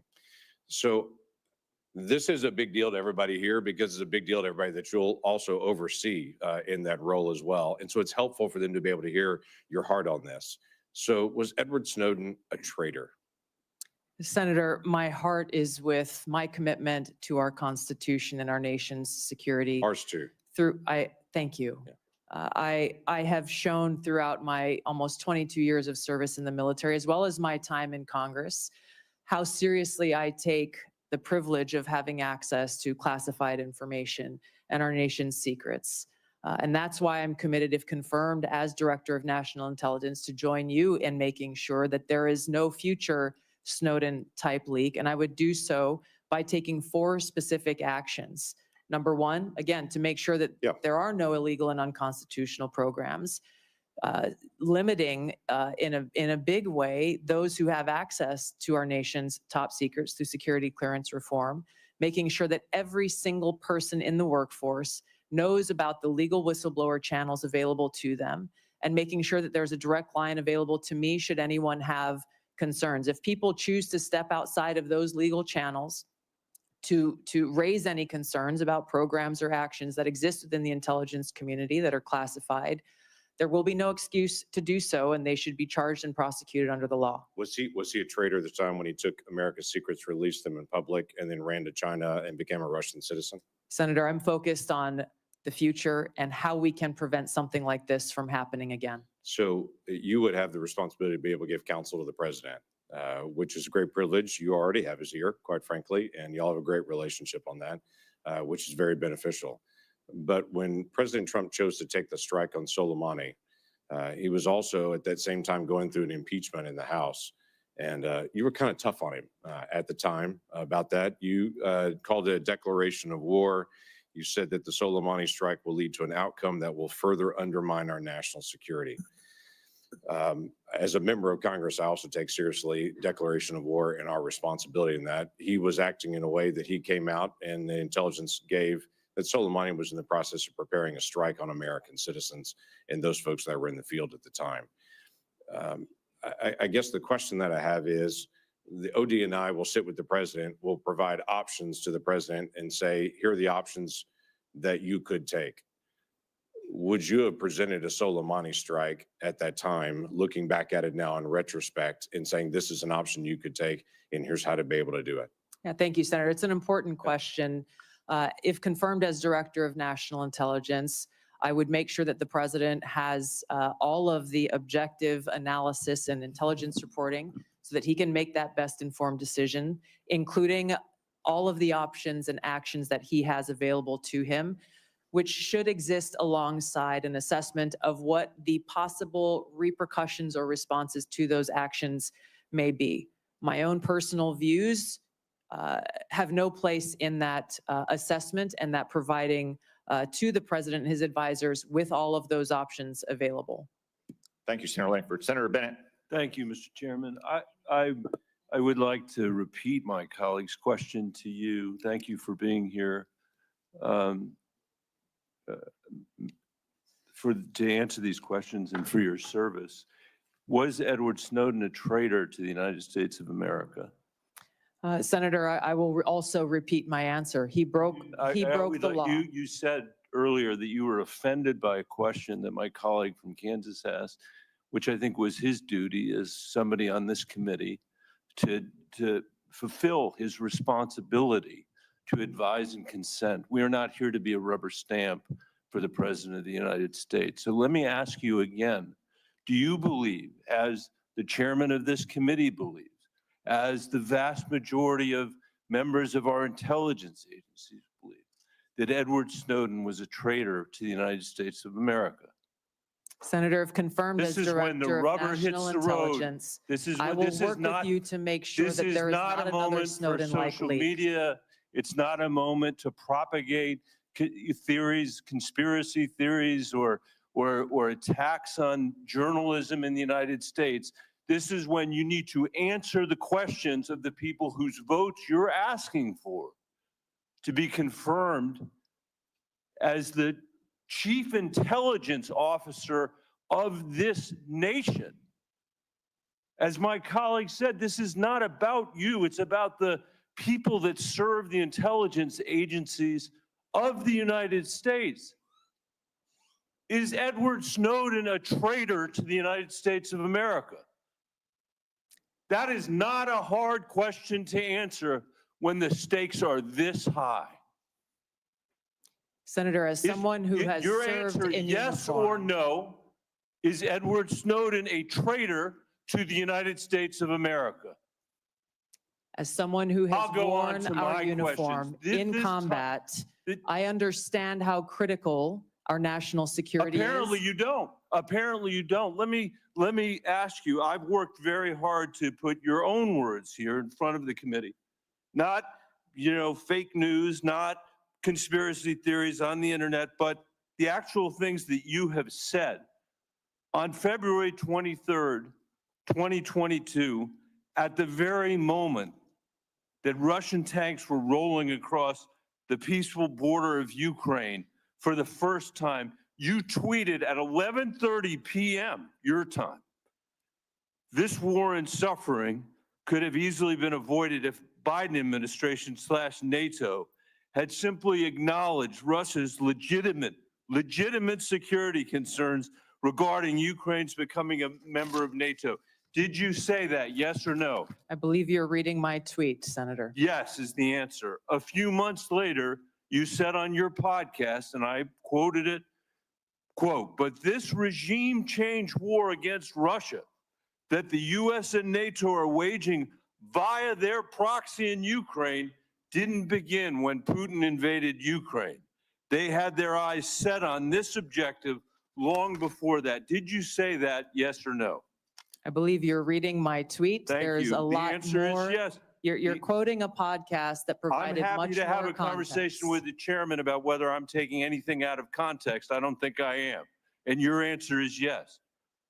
Are you aware that your comments about proxy wars and Russia's legitimate security concerns, to quote your own words, are in alignment with what the Russians have said to justify their invasion of Ukraine?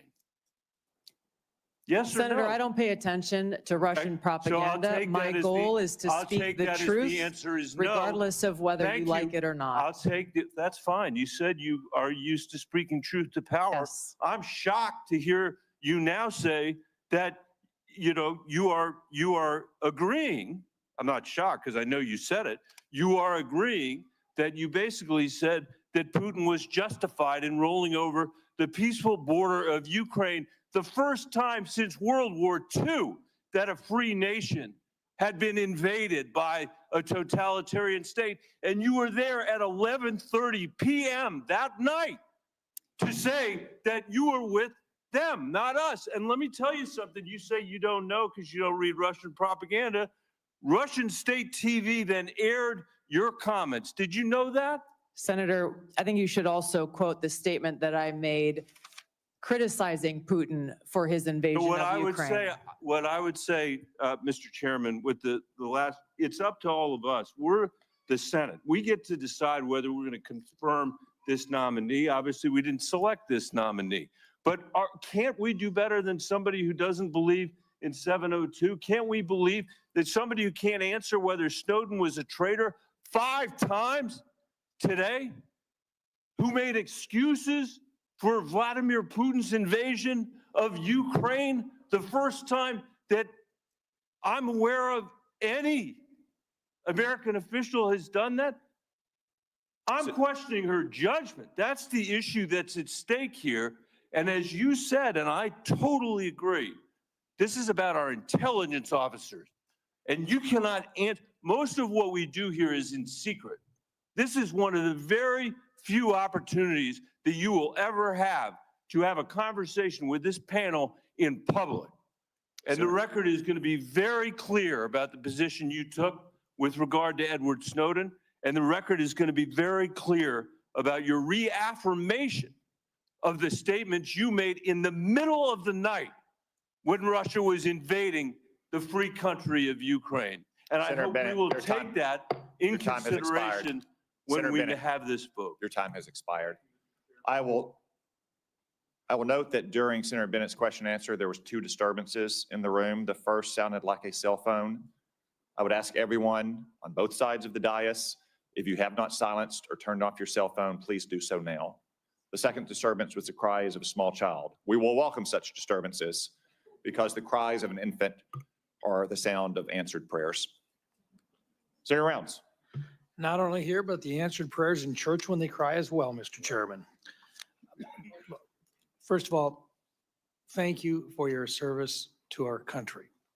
I think part of the discussion here, as you can see, we feel very, very strongly about FISA 702. We work with it literally every day. As you can also tell, we have some very, very strong feelings here with regard to the actions of Edward Snowden. I want to come back and I'm going to give you an opportunity to make any corrections or to make any other comments with regard to both of those issues that have been brought up here. But before I get into that, I want to go back into a little bit of your previous history as well. You did serve as Hawaii's, you served as a congressperson for what, 8 years? Yes, Senator. And during that time, you served on the Armed Services Committee. And during that time period, you did carry a TS-SCI clearance. You worked your way through that time period. You had an opportunity to look at a lot of information. Can you share just a little bit about the way that you've looked at that, not just as a member of the congressional delegation from Hawaii, but also during the time in which you were a lieutenant colonel serving up through and including a battalion commander? Talk about that a little bit, please. Thank you, Senator, for your question. In both of those roles, I had exposure to different sides of how critical our national security is and the unique role that our intelligence community plays in ensuring our national security. My most recent deployment with the military was as part of a joint special operations task force to Djibouti and Somalia, where our mission was to support the Somalis government and military's focus on defeating al-Shabaab, which is al-Qaeda's element there within East Africa. One of the things that we came across there that I hadn't known previously, even having served in Congress for 8 years because it hadn't been focused on, was how al-Shabaab specifically was the biggest funder of al-Qaeda in the Arabian Peninsula, which again should be of unique concern and interest to our own national security concerns. Being able to engage with world leaders in both capacities, in uniform and as a member of Congress, being a customer of intelligence in both of those roles gives me a unique perspective, if confirmed as Director of National Intelligence, to come in with fresh eyes, to come in with some of the frustrations that I experienced as a member of Congress with the lack of information that we received from the intelligence community, oftentimes feeling as though everything we heard in a brief could have been read in the newspaper that morning, and the essential oversight role that all of you play here in Congress. You are unable to do so unless you are equipped with that intelligence and information. I'm committed to fulfilling that responsibility if confirmed as Director of National Intelligence. Okay, now, when you and I first met, I told you that I thought you needed to kind of take a change in the direction that you were going with regard to how you were approaching the private conversations, and that we wanted you to sit down and meet with some folks who were directly involved in gathering the intelligence and so forth. You did that. Yes. And then we came back and we sat back down again. And what those individuals who I had talked to and I asked you to talk with shared with me that they thought that you were a quick study and that you had the opportunity to look at a number of the issues that this committee considers to be extremely sensitive, 702 in particular. Now, I've got about a minute left, but I want to give you an opportunity in front of this committee to share your position in your own words about how strong or how much it is needed with regard to the continuation of 702 and your support for it. Thank you, Senator. 702 provides a unique security tool and capability that is essential for our national security. There are a number of areas that we would be blind from a national security perspective without this capability. It also must exist next to having safeguards in place to ensure Americans' civil liberties are protected. As you know, Senator, it is illegal under 702 to target any U.S. person. There are several other sections within FISA that speak to some of the civil liberties reforms that you all passed in last year's legislation. So let me finish with this. 702 in its current form stays in effect for the next year. You would agree that there were reforms made which fixed a number of the items that you had a problem with in the first place. Is that correct? It's correct, Senator, and some of those reforms that you enacted were specific to some of the legislation that I introduced back when I was in Congress, such as prohibiting the abouts collection as well. Thank you. Thank you, Senator Round. Senator Gillibrand. Thank you, Mr. Chairman.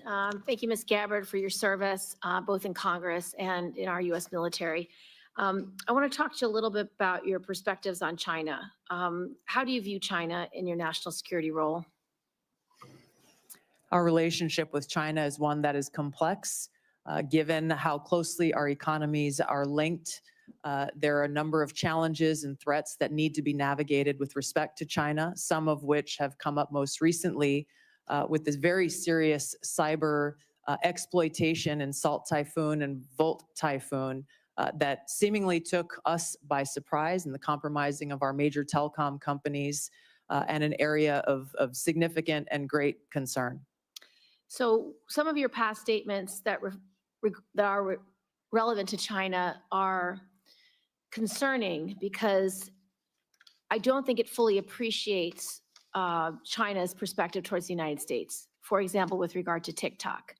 Your past statements have essentially said that requiring domestic ownership of TikTok is a violation of civil liberties and the national security concerns are complete BS. Can you explain why you have this view on TikTok? The position that I previously made, obviously not as a member of Congress, as you consider the TikTok legislation, were centered around the protection of Americans' First Amendment rights and the lack of data privacy legislation, frankly, that would apply to TikTok, Facebook, X, all of these different social media applications that collect on us as users of these applications. There were other provisions within that legislation that granted very vague and grandiose authorities to the president on deciding which private companies are or are not a national security threat. So let's talk about China specifically, because this is where I want to make sure you understand what's at stake. We've had concerns over many years that when China owns infrastructure, it can manipulate that infrastructure. It can use it for spying. It could use it, turn it on or off. And you've actually addressed some of the most recent cyber attacks that we believe China had relevant participation. The challenge is if China owns TikTok, it means they can spy on the United States, on the American people. It can take all the data from our children. It can change the narrative about what people are talking about through their algorithms. If it wants to create misinformation or malign foreign influence, it's very easy. So can you understand why it's so important that we require domestic ownership of TikTok? I understand the concern, Senator. I would just reiterate some of my concerns that I stated in the past about how this really is an issue about data privacy because so much of what is collected by all of these, even U.S.-owned companies, can be sold to any country. I get it. And that is a bigger issue for Congress to wrestle, and I am all in for that conversation. But I want you to appreciate China. What is your view with regard to Taiwan? Do you think it is something that your intelligence efforts will understand how important our relationship is with Taiwan, specifically on chips manufacturing. I think President Trump has most recently decided to have a 100% tariff on all chips from Taiwan. And your statements, particularly about the bill we passed, the CHIPS Act, to make sure that domestic production is invested in, and so that we have that supply chain, and so we have that national security. But your public statements about the CHIPS Act have been very negative and don't seem to appreciate how important that independence is for our national security, to be beholden to China, to be beholden to Taiwan, to be in a place where we can't do our own national intelligence. Yes, Senator, I fully support the investment in building and strengthening our own domestic capabilities. If I recall, that legislation had a lot of other provisions in it that had nothing to do with the production of our own capability, and I felt were a distraction away from and a potential obstacle towards achieving that. So you will recommend to the president that we continue to invest in the semiconductor industry in the United States for our own independence as well as our own national security? Yes, Senator, and I would base my recommendations on a number of these, all of these issues, if confirmed as DNI, based on the full assessment of the intelligence picture so that the president understands the ramifications and the potential cost towards any one of these policy positions that he will make and all of you will make. And last, I want to return to the Soleimani strike. At the time, you said it was illegal, that President Trump did was illegal, would cause very significant problems down the line. What is your position on that strike? And will you be able to advise the president in future issues with regard to national security? Those broader issues that I raised with regard to war powers, I have been consistent on. I didn't have access to all of the information behind that strike at the time, and my concerns were that that may be an escalatory action. President Trump was right. There was no escalation beyond that, and his policies towards Iran turned out to be very effective for our own national security. Thank you, Senator Gillibrand. Can I just, do you disagree with the president taking away the protection for those who are now being targeted in retaliation for the Soleimani strike, such as previous Secretary Pompeo? Senator, I can't answer that without being able to look at the intelligence assessment and the threat assessment for that or other decisions. Thank you, Senator Gillibrand. Senator Young. Tulsi, good to see you. We had a nice visit in the office. Thank you. Appreciate you being here today. It was clear from that visit in the office that we share a lot of concerns about ill-advised foreign regime change interventions, about the weaponization in certain instances of our domestic law enforcement and intel authorities. Let me talk about something, Edward Snowden, on which we may not agree. It's been recognized he fled overseas with the numbers 1.5 million classified documents. He shared them with the press. He absconded to China and Russia. Do you have any response to the bipartisan findings of the House Intel Committee, which stated that, quote, Snowden caused tremendous damage to national security, unquote, including to military, defense, and intelligence programs of great interest to America's adversaries? I'll give you an opportunity to respond, hopefully briefly. Thank you, Senator. As I've said before, Edward Snowden broke the law, and I do not agree with how he chose to release information and the extent of the information and intelligence that he released. It's my focus on the future, and I think we can all agree that we do not want to have another Snowden-type leak, and I've laid out specific actions, if confirmed as DNI, to do that. Okay. Well, it's notable you didn't say, yes, he clearly hurt in various ways our national security. The same House committee also reported that based on DoD assessments, should the Chinese or Russians access certain documents relating to DoD capabilities that we know Snowden stole, quote, American troops will be at greater risk in any future conflict, unquote. Do you have any reflection on this assessment? I would be very concerned about that. I have not had access to the information or intelligence that led to that assessment. But anything that puts our men and women in uniform unnecessarily at risk should be a grave concern. Yeah. I share that sentiment as a former Marine Corps intelligence officer. When we find that Americans, whether private citizens or contractors or uniformed personnel, have shared sensitive designs about military technology or plans to a foreign government, however well-intentioned, we rightfully throw the book at them. Snowden did just that. Yet you have argued and many times that he should be pardoned. You introduced legislation, as has been discussed here. He's been able to publicly hide, as I see it, behind this facade of being a so-called whistleblower. But he likely endangered American lives through his actions. So as the leader of the intelligence community, how would you think you would be received based on some of these past actions to support or even to pardon Edward Snowden? Rank and file intelligence analysts and intelligence professionals. How do you think it'll be received? I'm grateful, Senator, to have received letters of endorsement and support from many current and former individuals who've worked within the intelligence community, those who've worked or are still working within our military, because I believe they trust that my goal, my sole goal and interest is in our nation's security and upholding our oath to the Constitution.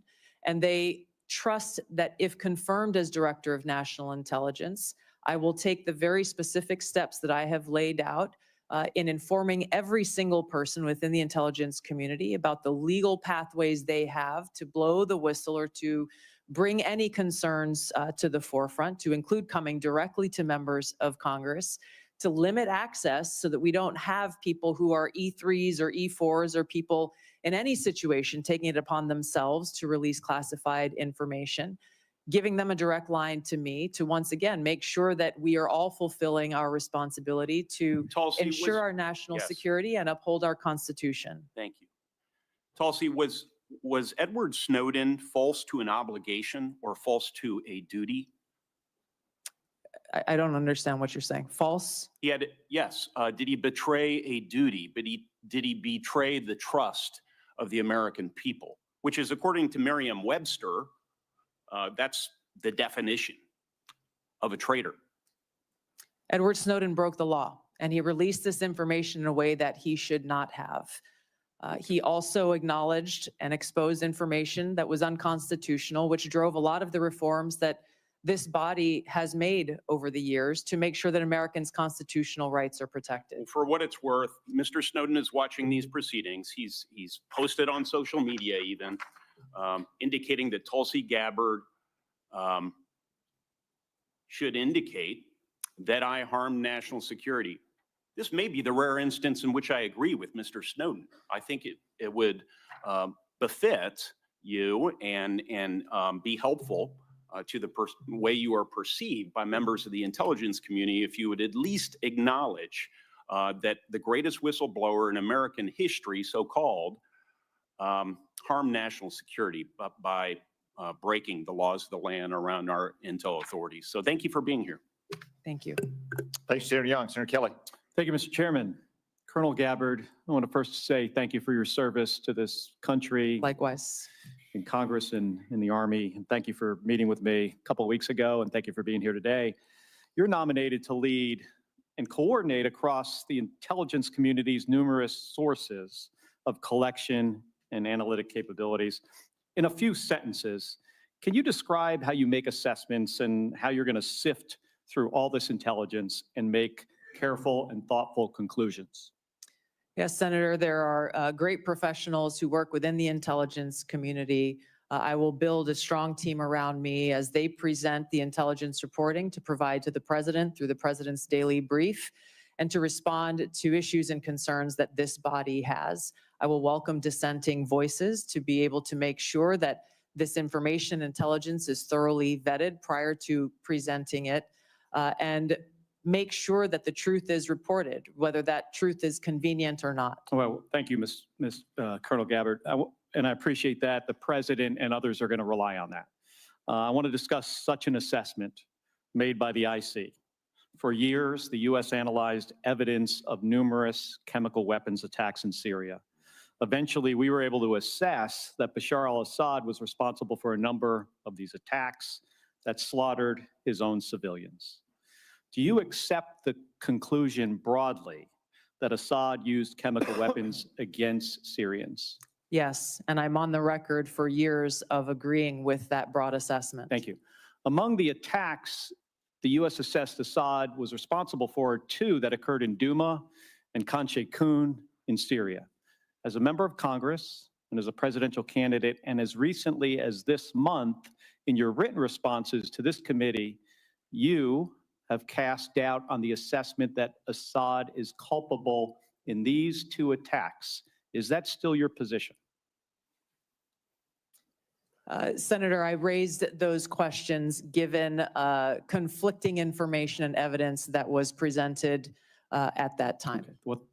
Well, thank you. So to help inform the public, the Trump administration released declassified intelligence in 2017 and again in 2018, showing how experts analyzed multiple types of evidence, satellite imagery, medical experts, witnesses, describing sources and showing the reasoning used to determine Assad's culpability in using these chemical weapons, including in Douma and Khan Sheikhoun in these attacks, the ones that you questioned. I have two documents I want to submit for the record, Mr. Chairman. Admitted. Thank you. Were you aware of the declassified assessments, the one I referenced? Yes, I was. And as a member of the House Armed Services Committee and the Foreign Affairs Committee, did you take time to review these? Yes. Okay, thank you. And can you explain to me then why you doubted the intelligence community's conclusions in these two cases, Douma and Khan Sheikhoun, but not the others? And please be specific. These two cases were being looked at as to be used as a pretext for major military movement. And my fear was a repeat of the deployment of another 500,000 soldiers like we saw in Iraq towards what was the Obama administration's goal, which was regime change in Syria. The question specifically that I raised around these two came about because there were two reasons. One, that assessment was made with high confidence and low information. The information that they had came from those on the ground in an al-Qaeda controlled area and therefore were al-Qaeda linked sources. And there was conflicting information that came from the UN's Office on the Prohibition of Chemical Weapons inspectors, as well as an MIT professor, Ted Postel, So I who want to talk looked at about him these for a second. extensively. So did you look into his credentials, yes or no? Yes. And were you aware of his appearances on Russian Today, which is used by the Russians to disseminate government-approved messages? No. Were you aware Postal relied on a chemistry student with a record of defending the Assad regime? At that time, I was not. I have been made aware since. Do you consider this person or these two individuals now, do you consider them a better source for the chemistry of sarin gas than the U.S. intelligence community? I assess that at the time, the information, I don't know the second person you're referring to, but MIT professor Ted Postel and the inspectors of the OPCW provided some credible questions that deserved examination. Okay, thank you. Did you attempt to weigh Postal's claims against the significant evidence and assessments already conducted by the IC? Yes, I did. Okay, thank you. So here's my concern here, Colonel. When we began this, you described a thoughtful approach to analyzing intelligence and reaching conclusions. This is what we expect of our professionals. But we just kind of walked through how you came to question Assad's use of chemical weapons in these two cases with a different approach. And I don't reject seeking out differing viewpoints. We need to do that. But you started from a place of doubting the conclusions of the U.S. intelligence community, and then you sought out information that confirmed your viewpoint. That led you to embrace the opinions of two individuals that I think we disagree on this. You think they had expertise, I do not, and others do not. But these individuals were sympathetic to Russia and the Assad regime. It also led you to minimize or discount the overwhelmingly information that contradicted your viewpoint, including the expert assessments of our own intelligence community. And they don't get it right 100% of the time. I get that. But what I have seen makes it clear that at the same time that you were skeptical of our intelligence community's assessments, you would not apply the same skepticism to information that came from sympathizers of Russia and Assad. And I think that's something that we should all be concerned about. Thank you. And I'm Thank you, sorry Senator. for going over Thank my you, Senator time. Kelly. I want to recognize and welcome to the committee our newest member, Senator Budd, although we all regret Senator Rubio's departure. We're all pleased, as evidenced by the 99-0 vote, that he is now the Secretary of State, and that also pleased that we have a great new member on our committee, Senator Budd. Thank you, Mr. Chairman. I am grateful for your leadership here as well. Colonel Gabbard, great to see you again. I enjoyed meeting you in my office a while back, and I've enjoyed our friendship and our time serving together in the U.S. House. So as you know, Section 3023 of Title 50 states any individual nominated for appointment as DNI shall have extensive national security expertise. You served 4 terms as a member of the House of Representatives, which is a constitutional office. And throughout your tenure, you were a member of the Armed Services Committee and the Foreign Affairs Committee. Is that correct? Yes, Senator. You also served over 2 decades in the U.S. Army, including holding commands at multiple levels and served through administrations of both political parties. Is that correct? Yes, Senator. Throughout your time in the U.S. House and in the Army, you've been both a consumer of intelligence and a policymaker. How important is it for the intelligence community to provide timely, relevant, factual, and objective intelligence to policymakers? Senator, it is nothing less than a matter of our national security. Too often in the multitude of intelligence failures that our country has seen, that objective has not been met. Now, CIA Director Ratcliffe talked about in his testimony before this committee how the CIA's own internal metrics have shown that analytic objectivity has gone down within that organization. This is the very kind of thing that I would seek to address if confirmed as Director of National Intelligence, is ensuring that politics, biases, or personal views are checked at the door. I would lead by example by doing it myself, and ensuring that that intelligence analysis and reporting meets the objective that the President and Congress requires, which is no politics, no personal abuses, and making sure that that objectivity in a timely, relevant fashion is brought to the President so that we can get ahead of problems in ensuring our national security rather than being caught on our heels and being forced to respond to them. Thank you for that. I think it's clear from your background experience that you more than meet the statutory requirements for this position. I want to switch gears a little bit. There's been a lot of discussion today. I think it's a necessary discussion about your position on 702, Section 702 of FISA. So I've personally had concerns, and I think we even talked about this when we served in the House together, and I actually voted against its reauthorization when I was in the House. However, I recently voted to reauthorize Section 702 with additional safeguards to end the politicization of the tool and to ensure privacy and civil liberties that they're protected. So Ms. Gabbard, tell us, how has your thinking on Section 702 developed over time and why? And if confirmed, what will you do to ensure that this new statutory safeguards, that they're fully implemented?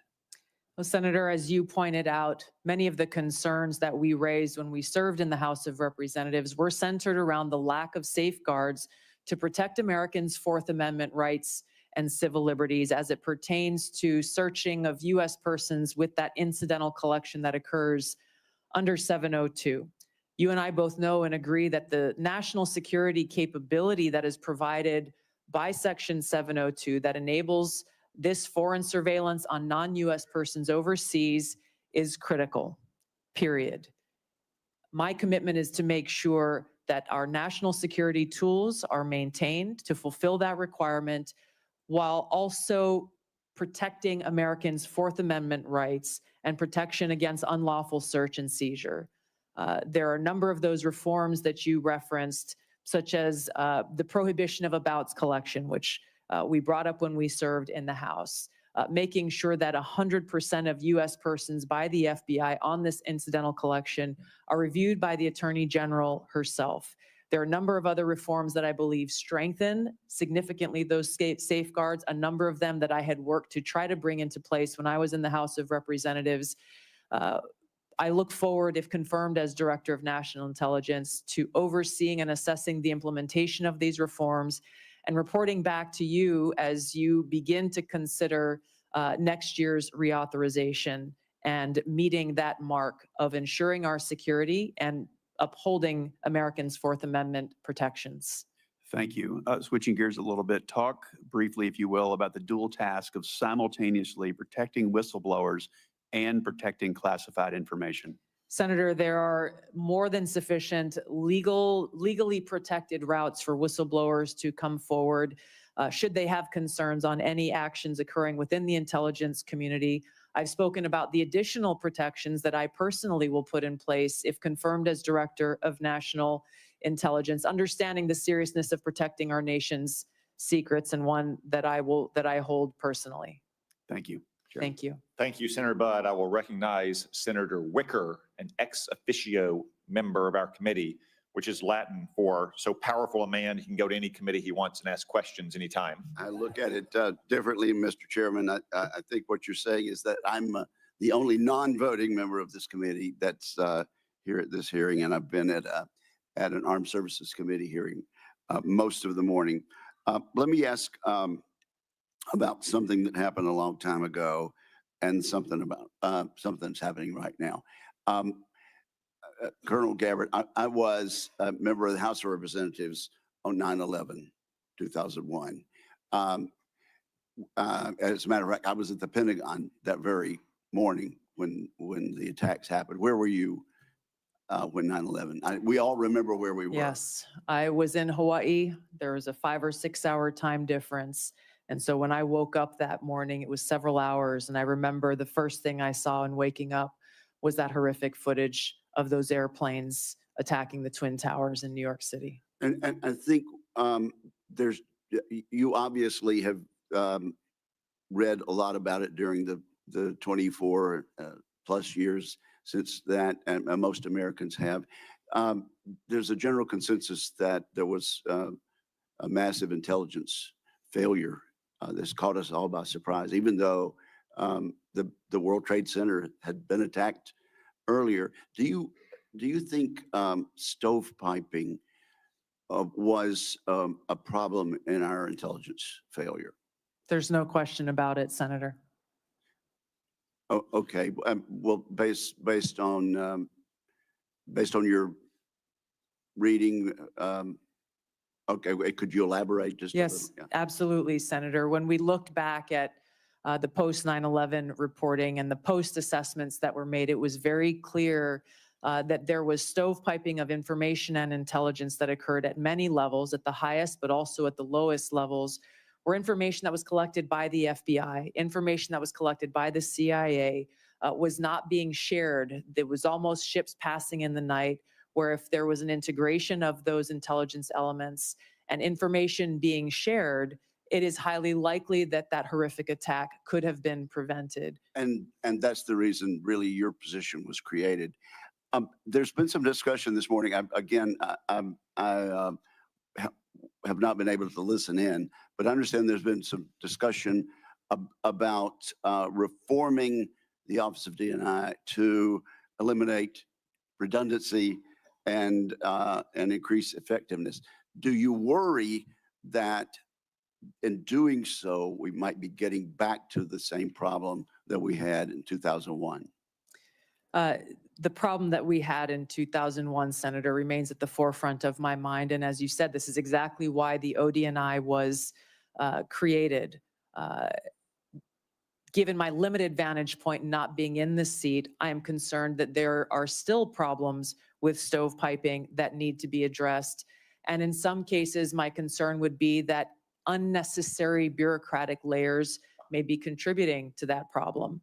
This is where coming in and being able to really take a fresh look, given my experience and my background, will be essential to making sure that the ODNI is accomplishing the reason why it was created in the first place. Okay, and I have a lot of suggestions about how to make the Department of Defense more efficient also. I would simply caution you before I move on to my other quick question, that as we are trying to eliminate overlaps, that we avoid getting back to the thing that created your agency to start with. Now, let me just ask about anomalous health incidents. I know you're not in the intelligence community yet, but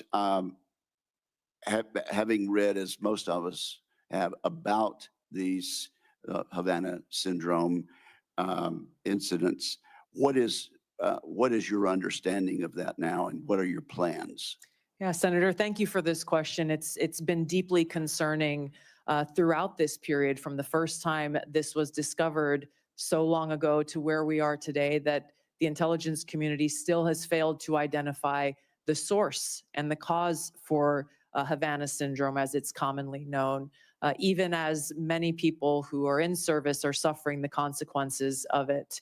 I look forward, if confirmed as Director of National Intelligence, to addressing this, of course, making sure that those who have been impacted are getting the care that they need and deserve, but getting to the truth behind how and why this has occurred. Are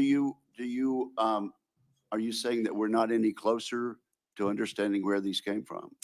Based on my understanding, there has not been any definitive reporting from the intelligence community on the source and the cause for these anomalous health incidents. Okay, well, perhaps you'd like to, I could follow up on the record. I'd look forward to that. I think there's some more public information that is recent about that. Thank you, ma'am. Appreciate it. Thank you, Senator. Senator Wicker. As I acknowledged at the outset, it is the custom of this committee to allow a follow-up question for senators who remain present at the end of the regular 5-minute round of questions. I remember everyone, this is a follow-up question, not a 5-minute round. We will have Ms. Gabbard in a closed session where each of us will have yet another 5-minute round of questioning. Is there any senator who wishes to be recognized for a follow-up question? Senator Wyden. Thank you very much. Ms. Gabbard, there was an area that I believe is still uncertain, and this is what my question's about. Earlier this week, the Trump administration illegally attempted to withhold federal funds from a broad range of organizations. I'm interested in knowing what you would do if President Trump told you to withhold congressionally approved funds from the Intelligence Community Inspector General. So my question is, if President Trump orders you to withhold appropriated funds from the Inspector General, will you refuse that illegal order? I don't believe for a second President Trump would ask me to do something that would break the law. That's not what I'm asking. I'm asking, if you are asked about an illegal order, what will you do? You can say, oh, it'll never happen. What will you do if you're dealing with an illegal order? My commitment has been and will be, if confirmed as Director of National Intelligence, to comply with the law. Are there, Senator Wyden, you've actually asked 2 questions already, Senator I'm not Wyden. asking a question. You've asked 2 questions. I said there's 1 question allowed. Are there other senators who would like a follow-up question? Senator King. I'd like to follow up on my line of questioning about Edward Snowden and understand how you analyzed the facts leading up to your 2020 bill providing him with a pardon. There was the House committee report, which granted was redacted, but under the heading, what damage did it cause, were 5.5 pages of redacted material. I would have thought that would raise a question in your mind. Secondly, Edward Snowden, there are about 20 countries that don't have extradition treaties with the US. He chose to go to Russia, become a Russian citizen. Given that information, how did you decide to introduce a bill providing him with a pardon? Introducing a bill in the United States Congress is not the same as a tweet or a commentary on a podcast. I'm concerned about your apparent lack of interest in the scope of Edward Snowden's traitorous activities. Senator, I've answered some version of this question many times in this hearing already. My foremost concern has been, remains, and will continue to be in upholding my oath to the Constitution to support and defend Americans' Fourth Amendment constitutional rights.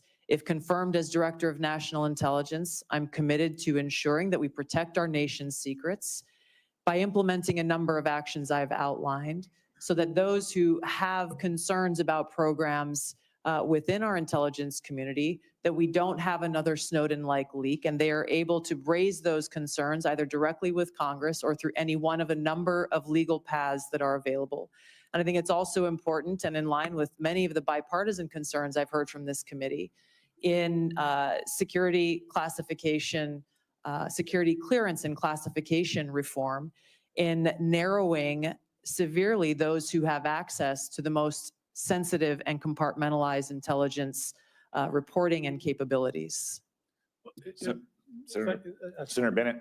Thank you. Thank you for your generosity, Mr. Chairman, and letting us have a second question.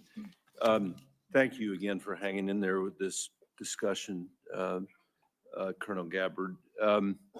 The House Intelligence Committee review of the Snowden disclosures found not only that he was a traitor, but that since Snowden's arrival in Moscow, he has had and continues to have contact with Russian intelligence services. You can see the deep concern on both sides of the aisle here. You had in your opening statement all kinds of complaints about former officials in the intelligence agencies, the United States press, the journalists, the media, Democrats, suggested that you weren't being treated fairly when you were coming here. No condemnation at all for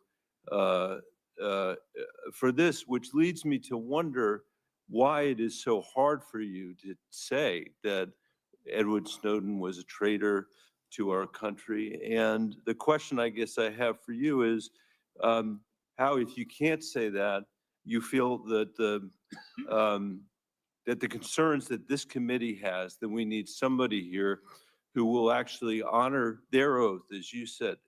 Maybe I should make it easier for you. Edward Snowden did not honor his oath to the Constitution, which is what you just said was the most important duty, most important obligation that you have in this role.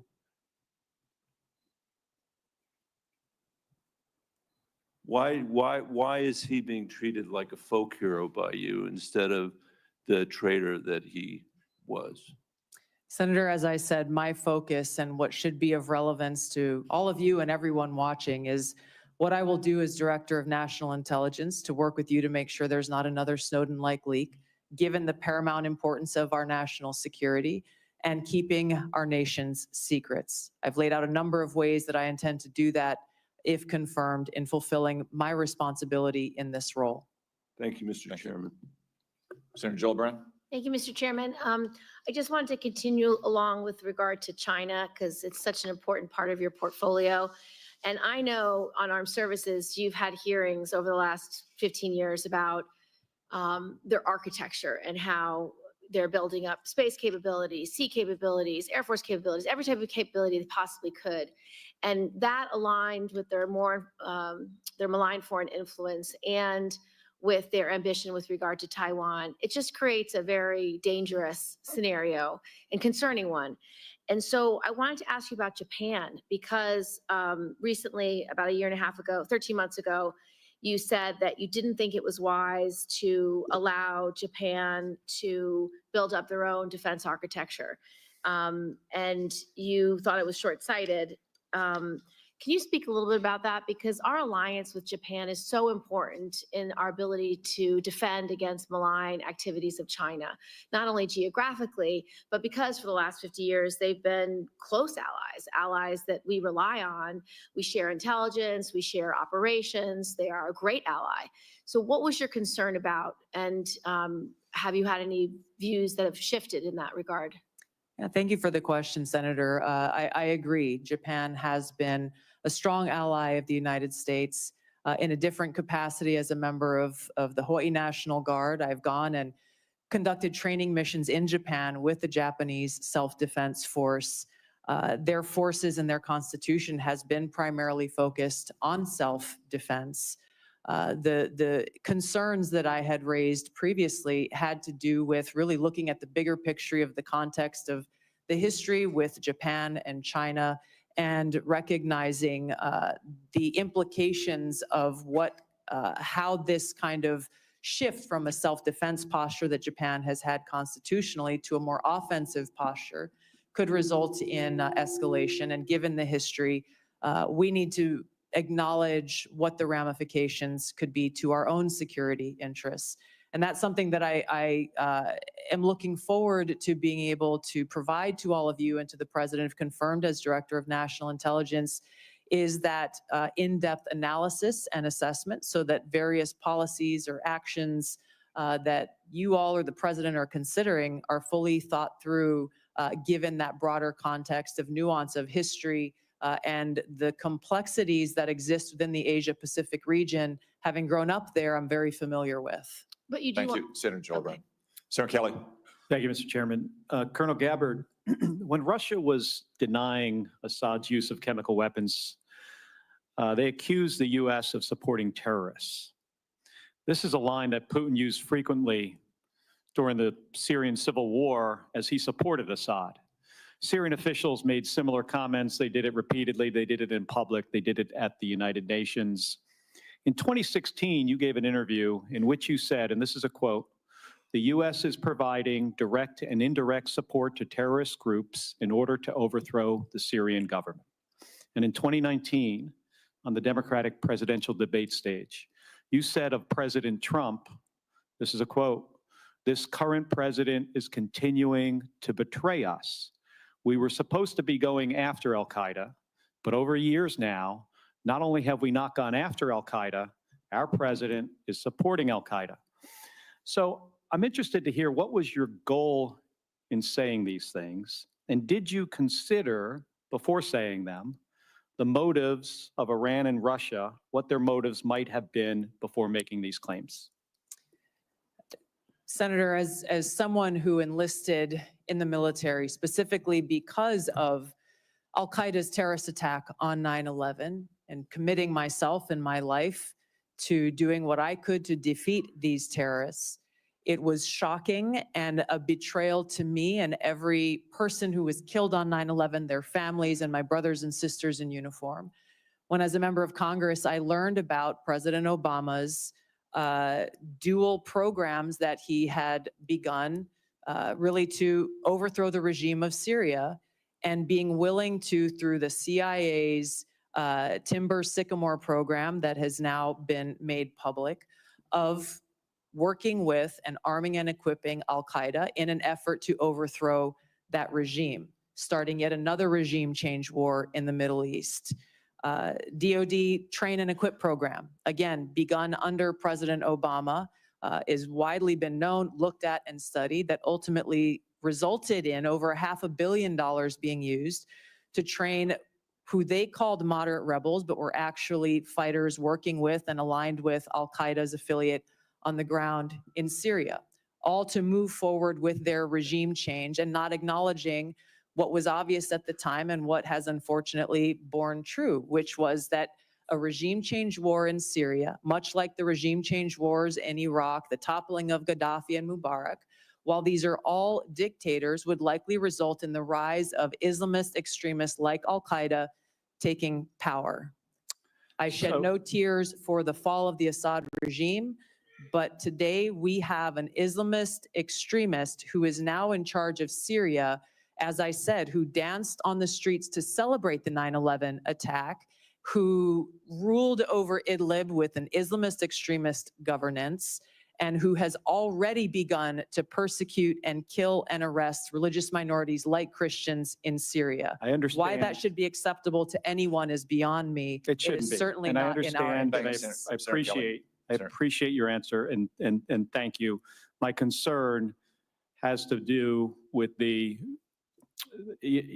tendency to repeat Russian and Syrian, and even in some cases, I think we'll get into in the closed session, Iranian information, and to discount what comes from our intelligence community.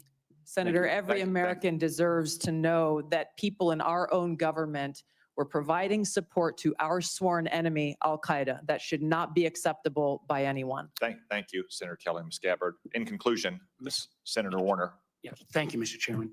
You know, one of the things I love about this committee, and I know folks who are here for Ms. Gabbard may not fully realize, but this has always been a bipartisan committee. And my friend Richard Burr, who said we always kind of followed the truth. One of the things I was always proud of in the very challenging Russia investigation was, people would come in, they didn't know whether the staffer was a Democrat or Republican because we were all looking out for the same thing. Ms. Gabbard, I support and commend you for your service. But we have heard this morning taking some individuals' advice on chemical attacks, not taking American intelligence community that, as we subsequently discovered, had iffy ties, not enough due diligence. We've heard this morning on your trip to Lebanon, you weren't fully aware that the folks who originally paid for the trip had these relations and ties to the Syrian party. I know I've asked you, and I understand on the trip that you said you met with Shia religious figures and you didn't know who were there, who they were. I can understand that, although I can't imagine Shia religious figures that in the Bekaa Valley that didn't have ties to Hezbollah. And we can have a difference of opinion on TikTok. Chairman and I feel very strongly that it is a national security threat. On 702, I'm candidly confused. I thought you answered Senator Wyden, you're in favor of a warrant. Senator Cornyn, I thought you backed off of that. And then on Edward Snowden, you won't back off of Brave. You won't back off of your legislation. You won't call him a traitor. And I think again about this is being watched by our allies around the world. I think even RT's been tweeting about it today, blasting me. And the men and women of the intelligence community. I don't know how they're going to have confidence that if under your leadership, if somebody else stepped out, that you wouldn't take the same position that you've not walked away from on Mr. Snowden. So I guess my last question, this is one I think was in some of the press, and I believe you and your husband took a trip to Rome last summer. And I'm not talking about the conference. I think you didn't ask who paid for the trip. I just want to get this off the record right now. Not if you and your husband reimbursed, but did you pay for the trip in the outset, or?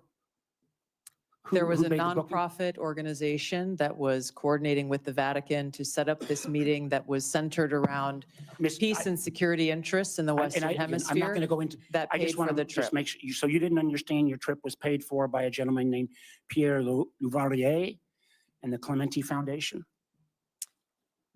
The nonprofit, Okay, my I just say, understanding, this- was there is paid extensive records of- paid for the trip. Mr. Louvarier has enormous ties to Konstantin Malovov. I'm mispronouncing his name, but who is somebody that America has sanctioned. I imagine we can get into this in the classified hearing, but again, the due diligence that's required before you take these trips or make these assumptions is something that I find very troubling. Thank you, Mr. Chairman. Thank you, Senator Warner. I would also note that that same New York Times story reported that there's no indication that Ms. Gabbard did anything wrong on that trip. Ms. Gabbard, thank you for your time and for your testimony. Thank you, most importantly, for your service to our nation. As I said at the outset, it's no secret that this nomination has generated more attention and interest than most nominees before this committee. We have received a large number of statements, letters, and other such materials in support of and in opposition to Ms. Gabbard's nomination. I will submit all of those for the record. For the benefit of senators, it is also my intention to hold a committee vote on Ms. Gabbard's nomination as soon as possible. Therefore, for planning purposes, any senator who wishes to submit questions for the record after today's hearing, please do so by close of business tomorrow. That is Friday, January 31st, 5 p.m. Eastern Time. Now, let me explain what will happen next. Committee security and Mrs. Gabbard's security will escort her and her immediate party out of this room through the door behind me. Everyone else will remain seated in this room. The Capitol Police will secure that door so no one else leaves this room until Ms. Gabbard has reached her break room in preparation for the closed session. We will convene in that closed session in approximately 30 minutes at 1:10 p.m. This Open session is adjourned.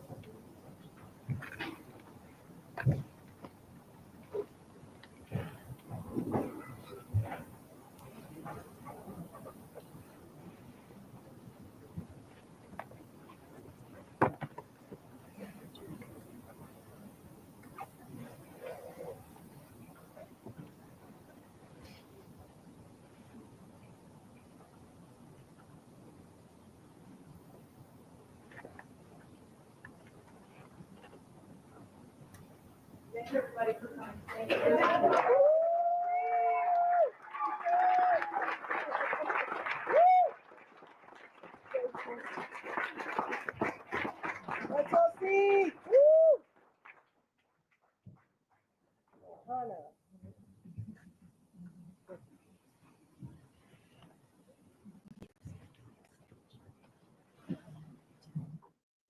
Earlier today, former Congresswoman Tulsi Gabbard testified before the Senate Intelligence Committee on her nomination to be the next Director of National Intelligence. You can watch the full confirmation hearing tonight starting at 9 Eastern on C-SPAN 2. It's also available to watch on the free C-SPAN Now video app or online at cspan.org.